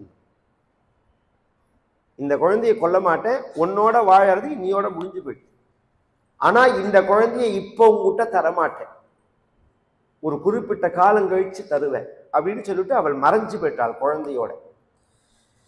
ஒரு 10-12 வருஷம் ராஜா ரொம்ப விரக்தியில இருந்தா. ஏன்னா ஒரு சாதாரணமா ஒரு மனித வாழ்க்கையில ஒரு 35, 40, 50 வருஷம் ஒரு பெண்ணோட வாழ்ந்தாலே அந்த பெண்ணையோ அந்த கணவனையோ இழந்தா வாழ்க்கை சூன்யமா போயிடும். அப்புறம் வாழ்க்கையில பிடிப்பு இருக்காது. ஒரு அந்த வாழ்க்கையில சண்டை இருக்கும், சச்சரவு இருக்கும், எத்தனையோ இருக்கும். அதை தாண்டி வாழ்ந்த வாழ்க்கைன்னு ஒண்ணு இருக்கணும். ஒரு சாதாரண மனித பெண்ணோட வாழும் போதே இந்த பாதிப்பு இருக்கும்னா தேவ பெண்ணோட வாழ்ந்திருக்கான், தேவதா ஸ்திரீயோட வாழ்ந்திருக்கான். அதனால ரொம்ப அப்படியே பிரம பிடிச்சா மாதிரி ஆயிட்டான் சந்தனு. மந்திரிகள் தான் பார்த்துக்கிறார்கள், இவன் ராஜாங்க காரியத்துல ஈடுபடுறதே கிடையாது. அப்படிலாம் இருப்பார்களான்னா எத்தனையோ ஸ்டேட் கவர்மெண்ட் அப்படிதானே நடக்கிறது. மந்திரிகள் அப்பப்ப ரிப்போர்ட் கொடுப்பார்கள். ராஜா ஒரு நாளைக்கு கங்கை கரையில உட்காந்துக்கிறதே கங்கை ஜலம் ஒரு இடத்துல ஓடவே இல்லை. கங்கையை பொறுத்த பரியந்தம் கங்கைக்கு ஒரு ஸ்பெஷாலிட்டி என்னன்னா, கங்கையில அந்த ஹரித்வார் பரியந்தம் எங்க பார்த்தாலும் ஜூலா தான் இருக்கும், பிரிட்ஜ் இருக்காது. ஏன்னா அந்த கங்கையோட ஃபோர்ஸ்ல அதை அடிச்சு உடைச்சிட்டு போயிடும். கங்கையோட வேகத்துக்கு எதுவுமே தாங்காது. அந்த கங்கை அணை போட்டு தடுத்தா மாதிரி இருக்கு. எப்படின்னு போய் பார்க்கிறான். ஒரு 12 வயசு பையன் கையில வில்லையும் அம்பையும் வச்சிருந்து அந்த அம்புனால அணை போட்டு வச்சிருக்கான். பிரமிச்சு போயிட்டான் ராஜா, இது எப்படி சாத்தியம் அப்படின்னு. ரொம்ப அழகா இருக்கான் அந்த பையன். நீ யார், உன் பெயர் என்ன அப்படின்னு உடனே அவங்க துள்ளி குதிச்சுன்னு இவனை பார்த்து சிரிச்சுட்டு ஓடி போயிட்டான். ஒரு 5 நிமிஷத்துல ஒரு பெண்ணோட வந்தான். அந்த பெண்ணு பார்த்தா அன்னைக்கு வாழ்ந்த பெண். அவ கிட்டக்க சந்தனு மகாராஜாட்ட இந்த பையனை கையில ஒப்படைச்சு, இவன் உன் பையன், இவனை நான் வளர்த்திருக்கேன், ஏன்னா நீ வளர்த்தா சரியா இருக்காதுங்கிறதுக்காக நான் வளர்த்திருக்கேன், இவனை பரசுராமர்கிட்ட பயிற்சி கொடுத்துருக்கேன். இவனுக்கு பரசுராமர் தான் அந்த ஆயுத பயிற்சியில ஃபர்ஸ்ட் உலகத்துல, அவர்கிட்ட பயிற்சி கொடுத்துருக்கேன். இவனுக்கு தேவவரதன்னு பெயர். நான் கங்காதேவி ஒரு சாப விமோச்சனத்துக்காக அந்த 7 பேரையும் நான் போட்டேன். உன்னோட வாழ்ந்த வாழ்க்கையை நான் மறக்க மாட்டேன். நீ வருணன், நீ சாதாரண மனுஷன் இல்லை, நீ வருணன். அதனால உனக்கு அந்த சக்தி உண்டு. சந்தனு அப்படின்னா சந்தனு, பழசான பொருளை உன்னை தொட்டார்னா புதுசாயிடும். இந்த சந்தனு மகாராஜாவுக்கும் தமிழ்நாட்டுக்கும் என்ன சம்பந்தம்னு சொல்றேன். இந்த பீஷ்மர் தங்கணுங்கிறதுக்காக இது மாதிரி இவ குழந்தைகளை கொல்றான்னு ஒண்ணு, அந்த சந்தனு மகாராஜா வந்து இந்த ஸ்ரீரங்கத்துல ரங்கநாதருக்கு ஒரு மண்டபம் கட்டி கொடுத்துருக்கார். யாருக்கா தெரியுமா? இந்த திருச்சியிலேயே இருக்கோம் நாம. ஸ்ரீரங்கத்துல 2 மண்டபம் உண்டு. சந்தன மண்டபம்னு உண்டு, சந்தனு மண்டபம்னு உண்டு. பின்னாடி வந்த மைசூர் ராஜாக்கள் கட்டினதுதான் சந்தன மண்டபம்ங்கிறது. உள்ள சந்தனு மண்டபம்னு உண்டு. பெருமாள் இன்னைக்கும் சில சமயத்துல அங்க ஏழுவர். அந்த சந்தனு காலத்துல கட்டினது, நல்ல குழந்தை பிறக்கணும் அப்படிங்கிறதுக்காக. அதனாலதான் பீஷ்மர் தங்கினார் அவருக்கு. அந்த ராஜாக்கள்லாம் இந்த தமிழ்நாட்டுல அந்த அளவுக்கு க்ஷேத்ரா ஒரு ஒன்றாயிருந்த நாடுங்கிறதுக்காக சொல்ல வர. ராஜ்யத்துக்காக வேணா பிரியுமே தவிர இன்னைக்கு என்ன சொல்றான், தமிழ்நாடு தனி நாடுங்கிறான். தொலைச்சு கட்டணும். இது ஒரு தேசம், இது பாரத தேசம்ங்கிறது ஒரு தேசம். இதை எவன் துண்டாடணும்னு நினைச்சாலும் அவன் தலையை சீவன். அவன் சொல்றது எதுவுமே உண்மை கிடையாது. ஏன்னா வரலாறை எடுத்து பார்த்தோம்னா வெவ்வேறு மொழி வெவ்வேறு பிரதேசம் மாதிரி தெரிஞ்சாலும் எல்லாரும் சேர்ந்து வாழ்ந்த அடையாளங்கள் வரலாற்றில் இருக்கு. இந்த கதை நான் சொல்றது 5300 வருஷம் முன்னாடி ஹஸ்தினாபுர பட்டணத்திலேருந்து ஒரு ராஜா ஸ்ரீரங்கத்தை நோக்கி வந்தார்னு சொன்னா, அப்ப ஸ்ரீரங்கம் எப்பேற்பட்ட பெருமையோடு இருந்திருக்கணும். அப்ப எப்படி ஒரு போக்குவரத்து இருந்திருக்கணும், இந்த தொடர்பு இருந்திருக்கணும். எல்லாருக்கும் எல்லா இடத்துலையும் தொடர்பு உண்டு. அதுக்காக சொல்ல வர. கஜினி முகமது படையெடுத்தானே, அந்த படையெடுப்புக்கு சோழராஜா போனான்னு இருக்கு. அதனாலதான் 18 தடவை அவன் தோத்து போனான். என்னமோ அவன் பரீட்சை எழுதின மாதிரி சொல்றான். கஜினி முகமது வந்து 18 தடவை வந்து போராடி திருட்டு பைய 18 தடவை திருட வந்து 18 தடவை திருட முடியாம 18ஆம் தடவை திருடின்னு போனாங்கிறது ஹிஸ்டரி. 18 தடவை அவனை விரட்டி அடிச்சோங்கிற வரலாறு என்ன நாம படிக்கணும். அவன் 18 தடவை வந்துட்டு போனாங்கிறத படிச்சா போருமா? நாம 18 தடவை அவனை நாம விரட்டி அடிச்சிருக்கோம். நாம அதுக்கு சோழ ராஜாக்கள்லாம் போன வரலாறெல்லாம் இருக்கு, பதிவெல்லாம் இருக்கு. அதெல்லாம் நம்ம ஸ்கூல் பாடத்திட்டத்துல எல்லாம் அதெல்லாம் வரவே வராது. எவன் இங்க கொள்ளையடிக்க வந்தானோ, எவன் திருட வந்தானோ, எவன் திருட்டு பயலோ அவனை பத்தி தான் இருக்கும் நமக்கு. நம்ம தலை இழுத்து அதை படிக்கணும். சோழர்கள், பாண்டியர்கள், பல்லவர்கள், சேரர்கள் எல்லாரும் கட்டி காத்த தேசம் இது. ஒரு நாடு, பாரதம்ங்கிறது ஒரு நாடு. அதை தெரிஞ்சுக்கணும் எல்லாரும். எல்லாருக்கும் அந்த உணர்ச்சி இருக்கணும். இந்த சந்தனு ராஜா வந்து இங்க கட்டணும்னு என்ன அவசியம்? இந்த ஸ்ரீரங்கத்துல வந்து ஒரு மண்டபத்தை கட்டி கொடுக்கணுங்கிற என்ன அவசியம்? அந்த அளவுக்கு தொடர்பு. அதனால உனக்கு இந்த பையன் கொடுத்துடுறேன், நான் கங்கை, இதனாலதான் அப்படி உங்ககிட்ட நடந்துட்டேன், நீ தப்பா எடுத்துக்காதேன்னு சந்தனு ராஜாவை ஒரு தடவை கட்டிண்டு அவனை சமாதானப்படுத்திட்டு மறைஞ்சு போயிட்டான் கங்கை. இப்ப சந்தனுக்கு புள்ள கிடைச்சுட்டான். இத்தனை நாளா விடை தெரியாத விஷயத்துக்கும் விடை தெரிஞ்சு போயிடுது. இவ யாருன்னு தெரியாம இருந்தது, ஏன் 7 குழந்தைகளை கொன்னான்னு தெரியாம இருந்தது. ரெண்டுக்குமே விடை கிடைச்சதுன்னு உடனே வாழ்க்கை ஃப்ரெஷ் ஆயிடும். உற்சாகமா பழையபடி எல்லாத்திலையும் ஈடுபடுறார். ஒரு நாளைக்கு வேட்டையாட போன இடத்துல ஒரு வாசனை வரது. யோஜன கந்தின்னு ஒரு மைல் தாண்டி ஒரு அழகான ஒரு அத்தர் ஜவ்வாது வாசனைகள்லாம் சொல்லுவோம், அது மாதிரி வரது. அந்த வாசனையை பிடிச்சுட்டே போனா ஒரு பெண் இருக்காளங்க, சத்தியவதின்னு பேர் அவளுக்கு. அவளுக்கு யோஜனகந்தின்னு பேர். ஒரு மீனவருடைய பெண். அந்த பெண்ணை பார்த்து கேட்கிறாள், ராஜா விருப்பப்பட்டு கேட்கிறார், நீ யாருமா, உன் பேர் என்ன? சத்தியவதி. உங்க அப்பா யாரு? இங்க இருக்கிற மீனவர்களுடைய தலைவர் அப்படின்னு உடனே அவர்கிட்ட போய் சொன்னார், உன் பெண்ணை பார்த்து நான் கல்யாணம் பண்ணிக்கணும்னு ஆசைப்படுறேன், எனக்கு இது மாதிரி வாழ்க்கை, என் மனைவி ஒரு குழந்தையை பெற்று கொடுத்துருக்காள், எனக்கு 7 குழந்தைகளை கொண்டுட்டால், இப்போ இந்த குழந்தைக்கு 12 வயசு ஆறுது, நான் உன்னை பெண்ணை கல்யாணம் பண்ணிக்கணும்னு ஆசைப்படுறேன், உன்னுடைய அபிப்பிராயம் என்ன அப்படின்னு ஒன்று அவன் சொன்னான். கரும்பு தின்ன கூலியான்னு கேட்டான். ஒரு ராஜாங்க, ஏன்னா அந்த சந்தனுங்கிற ராஜாவுக்கும் சின்ன வயசு தான். அப்ப பேஷா அப்படின்னா பொதுவாக அந்த கல்யாணம் இருக்கு பாருங்க, இதுல 2 பிரச்சனை இருக்கு. சாஸ்திரங்கள் என்ன சொல்றது, இஷ்டமித்திர பந்துக்களோட நம்ம குடும்பத்துல உள்ள பெரியோர்களோட சேர்ந்து இந்த விஷயத்தை பத்தி ஆலோசனை பண்ணிட்டு தான் கல்யாணம் பண்ணணும்னு சொல்றது சாஸ்திரம். ஒரு கல்யாணம் பண்ணினா அப்படிதான் பண்ணணும். ஒரு காலத்துல அப்படிதான் பண்ணினார்கள். அதனாலதான் பெரியோர்களால் நிச்சயிக்கப்பட்டுன்னு இன்னைக்கும் பத்திரிகையில போடுறோம், அது சிறியோர்கள் தீர்மானம் பண்ணினாலும். ஆனா அதுல ஒரு ப்ராப்ளம், பிளஸ் மைனஸ் 2யும் சொல்றேன். இப்படி ஒருத்தருக்கு சொல்லாம இப்ப கல்யாணங்கள்லாம் எப்படி நடக்குதுன்னா, அந்த பெண்ணை பெற்ற அப்பா அம்மா மட்டும் 4 பேர் மட்டும் ஒரு கோவில்ல வந்து பார்த்து ரகசியமா பேசி தீர்மானம் பண்ணி ஃபிக்ஸ் பண்ணி பத்திரிகை எல்லாம் அடிச்சு அதுக்கப்புறம் சொந்தக்காரங்கள்ட்ட கொடுக்கும்போது விஷயத்தை சொல்றார்கள், 10 நாள்ல கல்யாணம் அப்படின்னு. அதனால நமக்கு அவர்களை பத்தி தெரிஞ்சாலும் நாம் அபிப்பிராயம் சொல்ல முடியாத நிலையில இருக்கு. கல்யாணத்துக்கு அப்புறம் பெருசு பெருசா பிரச்சனைகள் வரது. ஒரு காலத்துல எப்படின்னா, இது மாதிரி கல்யாணத்தை பண்ணும்போது எல்லார்த்தையும் சொன்னா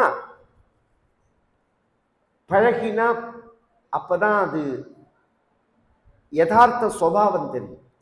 இந்த தமிழ்ல ஒரு வச்சனம் உண்டு, தப்பா சொல்றோம் நாம அதை, 1000 பொய் சொல்லி ஒரு கல்யாணம் பண்ணணும்னு எல்லாரும் சொல்றா பார்த்தீங்களா, அப்படி இல்லை. அதுக்கு 1000 தடவை போய் ஒரு கல்யாணம் பண்ணணும்னு அர்த்தம். 1000 பொய் சொல்லிடலாம், பொய் சொல்லவே கூடாது. 1000 தடவை போய், அப்பதான் தெரியும். ஒரு நாள் 2 நாள்ல எல்லாம் ஒருத்தரை 50-60 வருஷம் வாழ்ந்தாலே கணவனுக்கு மனைவியை புரியல, மனைவிக்கு கணவனை புரியலன்னா இதெல்லாம் எப்படி புரிஞ்சுக்க முடியும்? ஜாக்கிரதையா பண்ணணும். அந்த சுத்தி இருக்கிற பந்துக்கள் என்ன பண்ணுவார்கள், உபகாரமும் பண்ணுவார்கள், இடைஞ்சலும் பண்ணுவார்கள். இது மாதிரி ஒரு பொண்ணை ஒரு பையனை நாம பேசியிருக்கோம் அப்படின்னு யார்த்தையாவது சொன்னோம்னு வச்சுக்கோங்களேன், இந்த கல்யாணத்தை நிறுத்துறதுக்கு பெருசா பிரச்சனை எல்லாம் பண்ண வேண்டாம். அந்த பையனா அப்படின்னா போச்சு, அந்த கல்யாணம் நின்று போயிடும். அந்த பையனா என்ன அதெல்லாம் ஒண்ணு அப்படின்னு அப்புறம் நமக்கு சும்மா இருக்க முடியுமா சொல்லுங்க? இல்லாததெல்லாம் தோணும். இந்த சுத்தி இருக்கிறவர்கள் இடைஞ்சலும் பண்ணுவார்கள், உதவியும் பண்ணுவார்கள். அந்த சுத்தி இருக்கிறவர்கள்லாம் சொன்னா, நீ வந்து ராஜா கேட்கறான்னு உன் பொண்ணை கல்யாணம் பண்ணி கொடுக்குறேன்னு சொல்ற. இந்த பிரச்சனை என்னன்னா, ஏற்கனவே அவனுக்கு ஒரு பையன் இருக்கான், பட்ட மகிழ்ச்சியோட பையன் அவன் தான். அதனால நாளைக்கு ராஜ்யம்ங்கிற பட்டாபிஷேகம் அவனுக்கு தான். சத்தமினாடி சொன்னானே, மூத்த மகனுக்கு தான் ராஜ்யம்ங்கிறது. இந்த சோழ ராஜ்யத்துல இந்த கரிகாலன் ராஜராஜ சோழன் காலத்துல வந்த பிரச்சனையே அதானே. யாருக்கு ராஜ்யம்ங்கிறதுல சுந்தர சோழன் இந்த சண்டை பெருசா இருக்குது இல்ல, சாஸ்திரம் அப்படிதான். அதனால நீ வந்து அந்த ராஜாட்ட கேளு, என்ன கேட்கணும், என் பொண்ணுக்கு பிறக்கிற பையனுக்கு நீங்க கல்யாணம் பண்ணி தரதா இருந்த ராஜ்யம் பட்டாபிஷேகம் பண்றதா இருந்தா நான் தரேன்னு சொல்லு. அப்படியே சொன்னான். அதுக்கு ராஜா சொன்னான், அப்படி கிடையாது, ஏன்னா ராஜ்யம் தேவவர்தனுக்கு தான். ராஜபோகங்களை அனுபவிக்கலாமே தவிர, இளவரசனா இருக்கலாமே தவிர ராஜாவா ஆக முடியாது. உண்மையை சொல்றான்.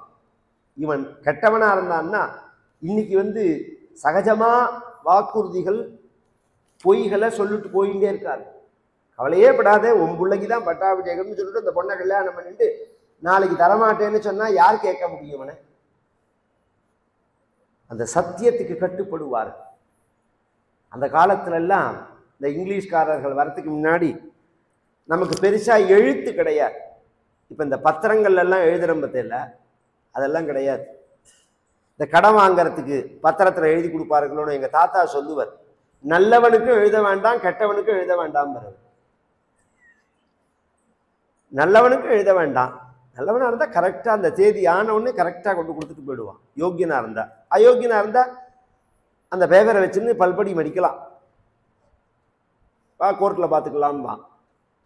எல்லாம் அவனுக்கு தான். இல்லை, ஒரு நியாயத்துக்கு சாதகமா இருக்க வேண்டிய ஒரு சைடு நிர்வாகம், சட்டம் படித்தவர்கள் எல்லாம் அநியாயத்துக்கு சாதகமா இருக்கிறது தான் ஆச்சரியம். இந்த தேசத்துல இழுத்தடிப்பார்கள். அவ்வளவு சுலபமாலாம் நீங்க கொடுத்த பணத்தெல்லாம் வாங்கிவிட முடியாது. வாக்கு ரொம்ப முக்கியம். சந்தனு சொன்னார், நான் தேவவர்தனுக்கு தான் அரச கொடுப்பேன், இவனுக்கு கொடுக்க மாட்டேன்னார். அப்ப நான் பொண்ணை கொடுக்க மாட்டேன்ட்டான், வந்துட்டான். சந்தனு வந்தா மூட் அவுட் ஆயிட்டான். ரொம்ப நாள் கழிச்சு கல்யாணம் பண்ணிக்கிறோங்கிற மூடு வந்தது, அதுவும் நிறைவேறலைன்னொடனே மூட் அவுட் ஆயிட்டான். இப்ப அந்த தேவவர்தனுக்கு 18 வயசு. அப்பா மூட் அவுட் ஆயிருக்கார் அப்படிங்கிறத பார்த்துட்டு 2-3 நாள் கவனிச்சுட்டு அப்பாட்ட என்ன விஷயம்னு கேட்டான். என்னப்பா, மனசு சரியில்லையா, உடம்பு சரியில்லையா? அந்த காலமோனும் இந்த காலத்துல என்ன மரியாதை இல்லாத பழகிறதுங்கிற ஒரு தன்மைகள்லாம் சகஜமா இருக்கு. அந்த காலத்துல எல்லாம் கவனிச்சீர்கள்னா அப்பாட்ட அன்பும் உண்டு, பயமும் உண்டு, மரியாதையும் உண்டு. அது மாதிரி பழகிறதுனால ஜாகிரதையா பேசுறார். சந்தனு தான் கல்யாணம் பண்ணிக்கணும்னு ஆசைப்படுறேன்னு தன் மகன்கிட்ட எப்படி சொல்ல முடியும்? அதனால இளமரவா காய் மரவா ஒரு விஷயம் சொன்னார் அவர். சக்ஷுரேகம் ச புத்ரஸ்ச அஸ்தி நாஸ்தி ச பாரத. சாஸ்திரங்கள்ல 2 கண்ணு நமக்கு தெரியறது. அதுல ஒரு கண்ணு தெரியாதவன என்ன சொல்லுவோம் நாம? ஒரு கண்ணு தெரியறது, ஒரு கண்ணு தெரியல அவனுக்கு அப்படின்னா அவனையும் குருடன்னு தான் சொல்லுவோம், கண்ணு தெரியாதவன்னு தான் சொல்லுவோம் நாம. முழுசா 2 கண்ணுமே தெரியாதவர்களை மட்டும் நாம கண்ணு தெரியாதவர்கள்னு சொல்றது இல்ல. ஒரு கண்ணு தெரியலன்னாலும் அவர்களை தெரியாதவர்கள். அது மாதிரி சாஸ்திரங்கள்ல ஒரு புள்ளைய பெத்திருந்தாலும் புள்ள பெத்திருந்ததா ஆகாது. தசாஸ்யாம் புத்திராநாதேகி பதிமேகா தசங்கிருதி திருவத்சஷ்டமே திருவத்சாஷ்டமே. வேதங்கள்லாம் சொல்றது 10 புள்ள பெத்துக்கணுங்கிற, 10 குழந்தைகளை பெத்துக்கணும் அப்படின்னு. எந்த காலத்துல இருந்து சார் பேசுறேன்? இந்த கவர்மெண்ட்டை எத்தனை சொன்னது. ஒரு காலத்துல நாம் இருவர் நமக்கு இருவர்னா, அப்புறம் நாம் இருவர் நமக்கு ஒருவர்னா, அப்புறம் நாமே குழந்தை நமக்கு ஏன் குழந்தைன்னா எத்தனை விளம்பரங்கள். ஆனா இன்னைக்கு உலகத்துல எதனால இந்தியா வல்லரசா மாறப்போறதுன்னா இந்த ஜனத்தொகையினாலதான். எந்த ஜனத்தொகை இந்த நாட்டுக்கு இடைஞ்சல்னு சொல்றார்களோ அந்த ஜனத்தொகையினாலதான் இது வல்லரசாவே மாறப்போறது அப்படிங்கிறது மேல வர காலங்கள். நம்ம முன்னோர்கள் என்னைக்குமே முட்டாள் கிடையாது, அதை புரிஞ்சுக்கணும். இங்க என்ன பிரச்சனைன்னா, குழந்தை பெத்துக்காதேன்ன உடனே பெரும்பாலான நல்லோர்கள் இத ஃபாலோ பண்ணினதுனால பிரச்சனையா போயிடுது.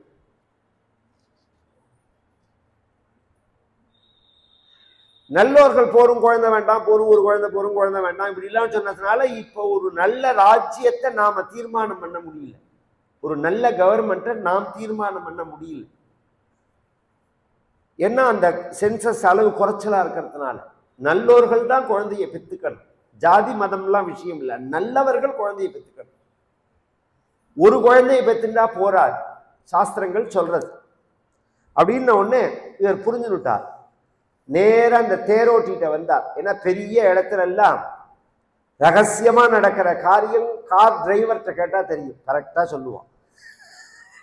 ஐயா எங்க போறார் வரார், என்ன நடக்கிறது அப்படின்னு கேட்டா எல்லா ரிப்போர்ட்டும் அவன்கிட்ட வாங்கலாம். அது மாதிரி நேர டிரைவர்கிட்ட வந்தார். என்னப்பா விஷயம்னா அவன் நடந்ததை முழுக்க சொன்னான். தேரோட்டி இந்த பொண்ணை விரும்பினார், அவர் உறவினர்கள்லாம் சொன்னதை கேட்டுன்னு அந்த வேடுவராஜன் தரமாட்டேன்னு சொல்லிட்டான். ஓ அப்படியா, வா அப்படின்னார். உனக்கு அந்த இடம் தெரியுமான்னார். தெரியும்னார். கிளம்பலாம் வான்னார். நேர அந்த வேடுவராஜன்ட்ட வந்தார். உடனே அவன் வரவேற்றார். இது மாதிரி எங்க அப்பா கேட்டு நீ சொன்னையான்னார். ஆமான்னார். நான் ராஜ்யத்தை விட்டு தரேன்னார். என் அரச உரிமையை நான் விட்டு தரேன். உன் பெண்ணை கொடு, அந்த பெண்ணுக்கு நான் ராஜ்யத்தை கொடுத்துட்றேன் அப்படின்னா வாக்குதானே. உடனே சரின்னா போய் அப்பாவை அனுப்புங்கன்னா நான் அப்பாவை அனுப்புறேன்ட்டார். ஏன்னா நாம எடுத்து அழிச்சுன்னு போகக்கூடாதுங்கிறதுக்காக அந்த முறைப்படி நான் அப்பாவை வந்து அனுப்புறேன், நீ அப்பாவுக்கு கல்யாணம் பண்ணி கொடுத்துருன்னார். அதே மாதிரியே இவர் வந்து அப்பாட்ட சொன்னார். அவன் தரேன்னு சொல்லிட்டான் வேடுவராஜன்னார். என்ன நடந்ததுன்னு சொல்லல.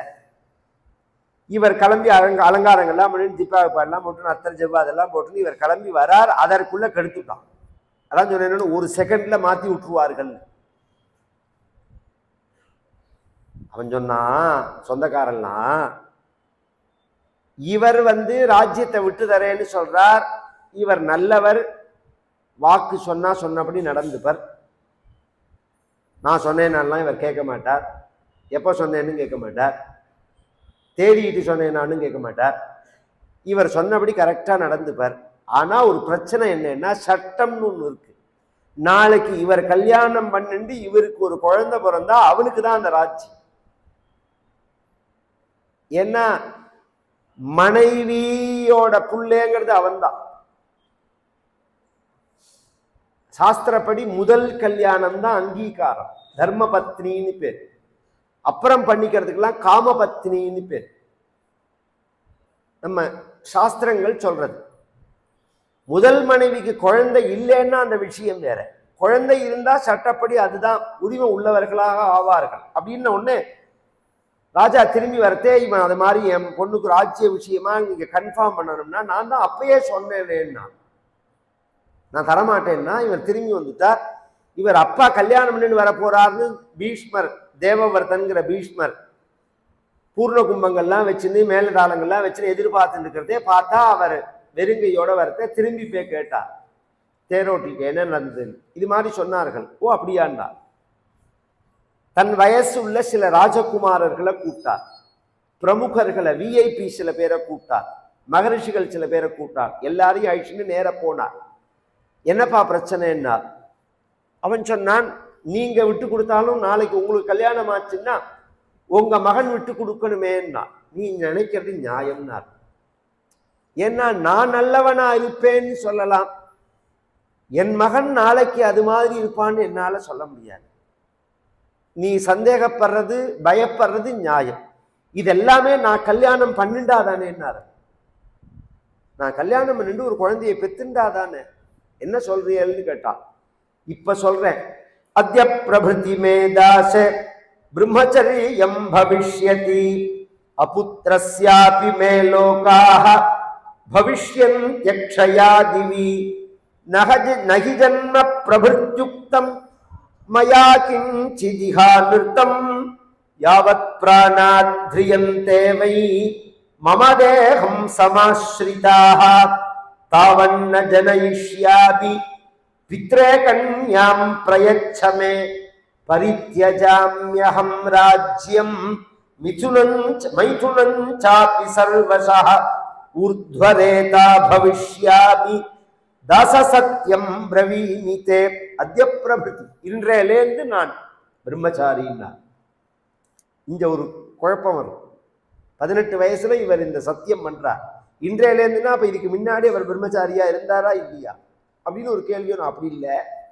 இந்த பிரம்மச்சாரிக்கு 2 நிலை இருக்கு.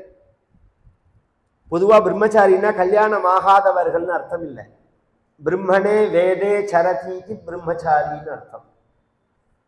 வேதம் படிக்கிற காலத்துல உள்ளவர்களுக்கு தான் பிரம்மச்சாரின்னு பேர். சில பேர் படிப்பெல்லாம் முடிச்சுட்டு 40 வயசுல கல்யாணம் பண்ணிக்காம இருந்தான்னா அவன் பிரம்மச்சாரின்னு சொல்ல முடியுமா? அந்த வார்த்தை பொருந்தாதங்க. நான் கல்யாணம் பண்ணிக்கிறவனா மனசுல ஆசை உள்ளவனா தான் இருந்தேன். இப்ப நீ சொன்னதுனால இன்னிலேருந்து நான் கல்யாணம் பண்ணிக்கிற எண்ணத்தை விட்டுட்டேன். அத்ய பிரபிருதி மேதாச பிரம்மச்சரியம் பவிஷ்யதி. சாஸ்திரங்கள்ல குழந்தை இல்லைன்னா நல்ல லோகம் கிடையாதுன்னு இருக்கு. அபுத்திரஸ்யாபி மே லோகாஹ பவிஷ்யன் யக்ஷயாதி புத்ரா புண்ணாத்து நரகாத்து திராயத்தே இதி புத்திரஹா. நரகங்கள்லேருந்து நம்மளை மீட்டு எடுப்பவனால்தான் புத்திரன்னு பெயர் அவனுக்கு. குழந்தை இருந்தாதான் அவன் பண்ற எள்ளு ஜலம் பிண்ட பிரதானங்கள் இவைகளால தான் நாம நல்ல கதியை அடைய முடியும்னு நம்ம சாஸ்திரங்கள் சொல்றது தெரியும் எனக்கு. அந்த மாதிரி ஒரு நல்ல கதி எனக்கு கிடைக்கலன்னாலும் பரவாயில்லை, நான் குழந்தை பெற்றுக்க மாட்டேன். ஊர்த்வரேதா பவிஷ்யாமி. ஊர்த்வரேதான்னா அந்த வீரியம் சுக்குலம் ரேத்தஸ் இருக்கு, ஆணுடைய ரேத்தஸ், அதை நாம் கட்டுப்பாடோட வச்சிருந்தா 12 வருஷம் கழிச்சு அது என்ன ஆகும்னா கீழே நோக்கி வர்றது மேல நோக்கி போக ஆரம்பிக்கும். பின்னாடி நமக்கு சுஷும்னான்னு ஒரு நாடி இருக்கு இந்த ஸ்பைனல் கார்டுல. இதுக்கு 2 பக்கத்துல இட பிங்களேன்னு 2 தாதுக்கள் இருக்கு, நரம்புகள். அதுக்கு நடுப்புல சுஷும்னான்னு ஒரு நாடி இருக்கு. அந்த சுஷும்னா நாடி வழியா இந்த ரேதஸ் கட்டிச்சு மேல ஏற ஆரம்பிக்கும். மேல ஏற ஆரம்பிக்கிறதே தான் சக்கரங்கள் ஓப்பன் ஆகும். மூலாதாரம், சுவாதிஷ்டானம், மணிபூரகம், அநாகதம், விசுத்தி, ஆஜ்ஞ, சகசிராரம்ங்கிற சக்கரங்கள் ஓப்பன் ஆகும். அதெல்லாம் யோக மார்க்கம். பெரிய விஷயம், பெரிய விஷயம். நைஷ்டிக பிரம்மச்சரியம்னு பேர் அது. அப்படி நான் இருக்க போறேன் அப்படின்னு சொன்ன அடுத்த க்ஷணம் தேவதைகள்லாம் ஆகாசத்திலேருந்து புஷ்பத்தை கொட்டினார்கள். இவர் மேல கொட்டி பீஷ்மா பீஷ்மா பீஷ்மா அப்படின்னார்கள். இவருக்கு தேவவர்தன்னு தானே பேரு. ஏன் பீஷ்மர் பீஷ்மன் அப்படின்னா என்ன பொருள், என்ன அர்த்தம், மீனிங் அப்படின்னா பயங்கர பிரதிஜா கர்த்தா. ஒத்தரால நினைச்சு பார்க்க முடியாததான சபதத்தை செய்பவனுக்கு பீஷ்மன்னு பெயர். அவன் நினைச்சு பார்க்க முடியாது. ஒருத்தன் நினைச்சு முடியுமா? காமத்தை வெல்றது அவ்வளோ சுலபமா? 2 ஜெயிக்கிறது ரொம்ப கஷ்டம். வாயி காமம், ஜிஹ்வா காமம், பசி காமம். ஏன்னா இது மனித பிறவியில மட்டும் இல்லை, நாம் எந்தெந்த பிறவி எடுத்தமோ எல்லா பிறவியிலையும் உள்ள உணர்ச்சி இது. ஜிஹ்வோபஸ்த திருதிர் ஜயா. பாகவதன் சொல்றது அதை ஜெயிக்கணும். மனிதனாக பிறந்தவன் அதை ஜெயிக்கணும், அதை அடக்கணும். அதுதான் ஜிதேந்திரியத்துக்கு அடையாளம், மன உறுதிக்கு அடையாளம்னு சொல்றது. அதனால ஏகப்பட்ட சித்திகள் ஏற்படும். சித்திகள்னு சொல்ற மத்தியில அந்த சித்தெல்லாம் அதுலதான் வரும். சித்தர்கள்லாம் அப்படி உள்ளவர்கள் தான். சித்தர்கள் யாராவது கல்யாணம் பண்ணிட்டு பொண்டாட்டியோட இருந்தான்னு இங்கே உண்டா? அப்படிலாம் கிடையாது. அது மாதிரி ஊர்த்வரேதஸ்வியா இருக்கணும். நான் அப்படி இருக்க போறேன் அப்படின்னு உடனே தேவதைகள்லாம் புஷ்பமாதி பொழிந்தார்கள். நீங்க போங்க, அப்பாவை அனுப்புறேன்னா பாரு 2 தடவை எங்க அப்பா வந்துட்டு போயிட்டார். அதனால நீ இப்பயே உன் மகளை அனுப்பிச்சுடு, நான் அழிச்சுன்னு போய் எங்க அப்பாவுக்கு கல்யாணம் பண்ணி வைக்கிறேன் அப்படின்னு சொல்லிட்டு ஒரு ஆச்சரியம். இவருக்கு 18 வயசு, அந்த பொண்ணுக்கு 16 வயசு சத்தியவர்த்திங்கிறதுக்கு. அந்த பெண்ணை ஒரு பிரதட்சிணம் பண்ணி நமஸ்காரம் பண்ணிட்டு அதிரோக ரதம் மாதா கச்சாமி ஸ்வக்ராம் பிரதீன அம்மான்னு கூப்பிட்டா. என்ன அந்த தாய் அப்படிங்கிற ஸ்தானம் இருக்கு பாருங்க, அவ்வளோ உயர்ந்தது. சாதாரணமா கிடைச்சிடுமா? சாதாரணமா கிடைச்சிடுமா? அப்பான்னு ஒருத்தரை சொல்றது, அம்மான்னு ஒருத்தரை சொல்றது, சகோதரி. அதுதானே இந்த தேசத்தோட பெருமையே. நம்ம மனைவியை தவிர யாரை பார்த்தாலும் அம்மா, சகோதரி, குழந்தை, இந்த மனோபாவத்துல பார்க்கணும், பழகணும். அப்பதான் சுதந்திரமா ஃப்ரீயா அந்த பெண்களாலையும் பழக முடியும். கண்ணுல காமம் உள்ளவனோட பழகிறது கஷ்டம். என் ஃப்ரெண்டு, உயிர் ஃப்ரெண்டு, சின்ன வயசுலேருந்து நான் படித்தவன், ரொம்ப நல்லவன்னு சொல்லி அழிச்சுன்னு வருவான். அவன் போன உடனே மனைவி சொல்லுவா, அவன் நல்லா இனிமே வீட்டுக்கு அழிச்சுன்னு வரக்கூடாது, அவன் அயோக்கிய பையன். ஏன்னா அவன் கண்ணு அலையிறது. இவன் சொல்லுவான் ரொம்ப நல்ல. பொம்பநாட்டுக்கு தானே தெரியும், பெண்களுக்கு தானே தெரியும். அவன் நல்லவனா, அசட்டு பெண்ணா இருந்தாலும் தெரியும் அவன் நல்லவனா கெட்டவனாங்கிறது கண்ணை பார்த்தாலே சொல்லலாம். ஆனா இது மாதிரி இருக்கிறது உயர். இதுல என்ன பெருசா லாஜிக்ல தத்துவ ரீதியா என்ன ஒரு பெண்ணுக்கும் என்ன பெருசா வித்தியாசத்தை சொல்லிட முடியும் வாழ்க்கையில்? இதெல்லாம் சொற்ப காலம் காமம்ங்கிறதெல்லாம். எத்தனையோ சாதிக்க வேண்டியதெல்லாம் உலகத்துல எத்தனையோ விஷயங்கள் இருக்கு. அதுல மனசை செலுத்தாம ஒரு மிருகம் மாதிரி வாழ்ந்தா அந்த வாழ்க்கைக்கு மனித வாழ்க்கைன்னு பேரா? அப்படி கிடையாது. அதனால நான் பிரம்மச்சாரியா இருக்கேன்னு சொல்லிட்டு அம்மா தேர்ல ஏறுங்கள் அப்படின்னு சொல்ல, உடனே அந்த பெண்ணு தேர்ல ஏறினால் நேர கொண்டு வந்து சந்தனுட்ட கொடுத்தார். என்ன பண்ணினேன்னு சொல்லல. அந்த சந்தனு என்ன சந்தோஷப்பட்டு பாருன்னு கதையில சொல்லணுமா? கல்யாணம் பண்ணினா ரொம்ப சௌக்கியமா வாழறா. 2 குழந்தைகள் பிறக்கிறது இந்த சந்தனுக்கு.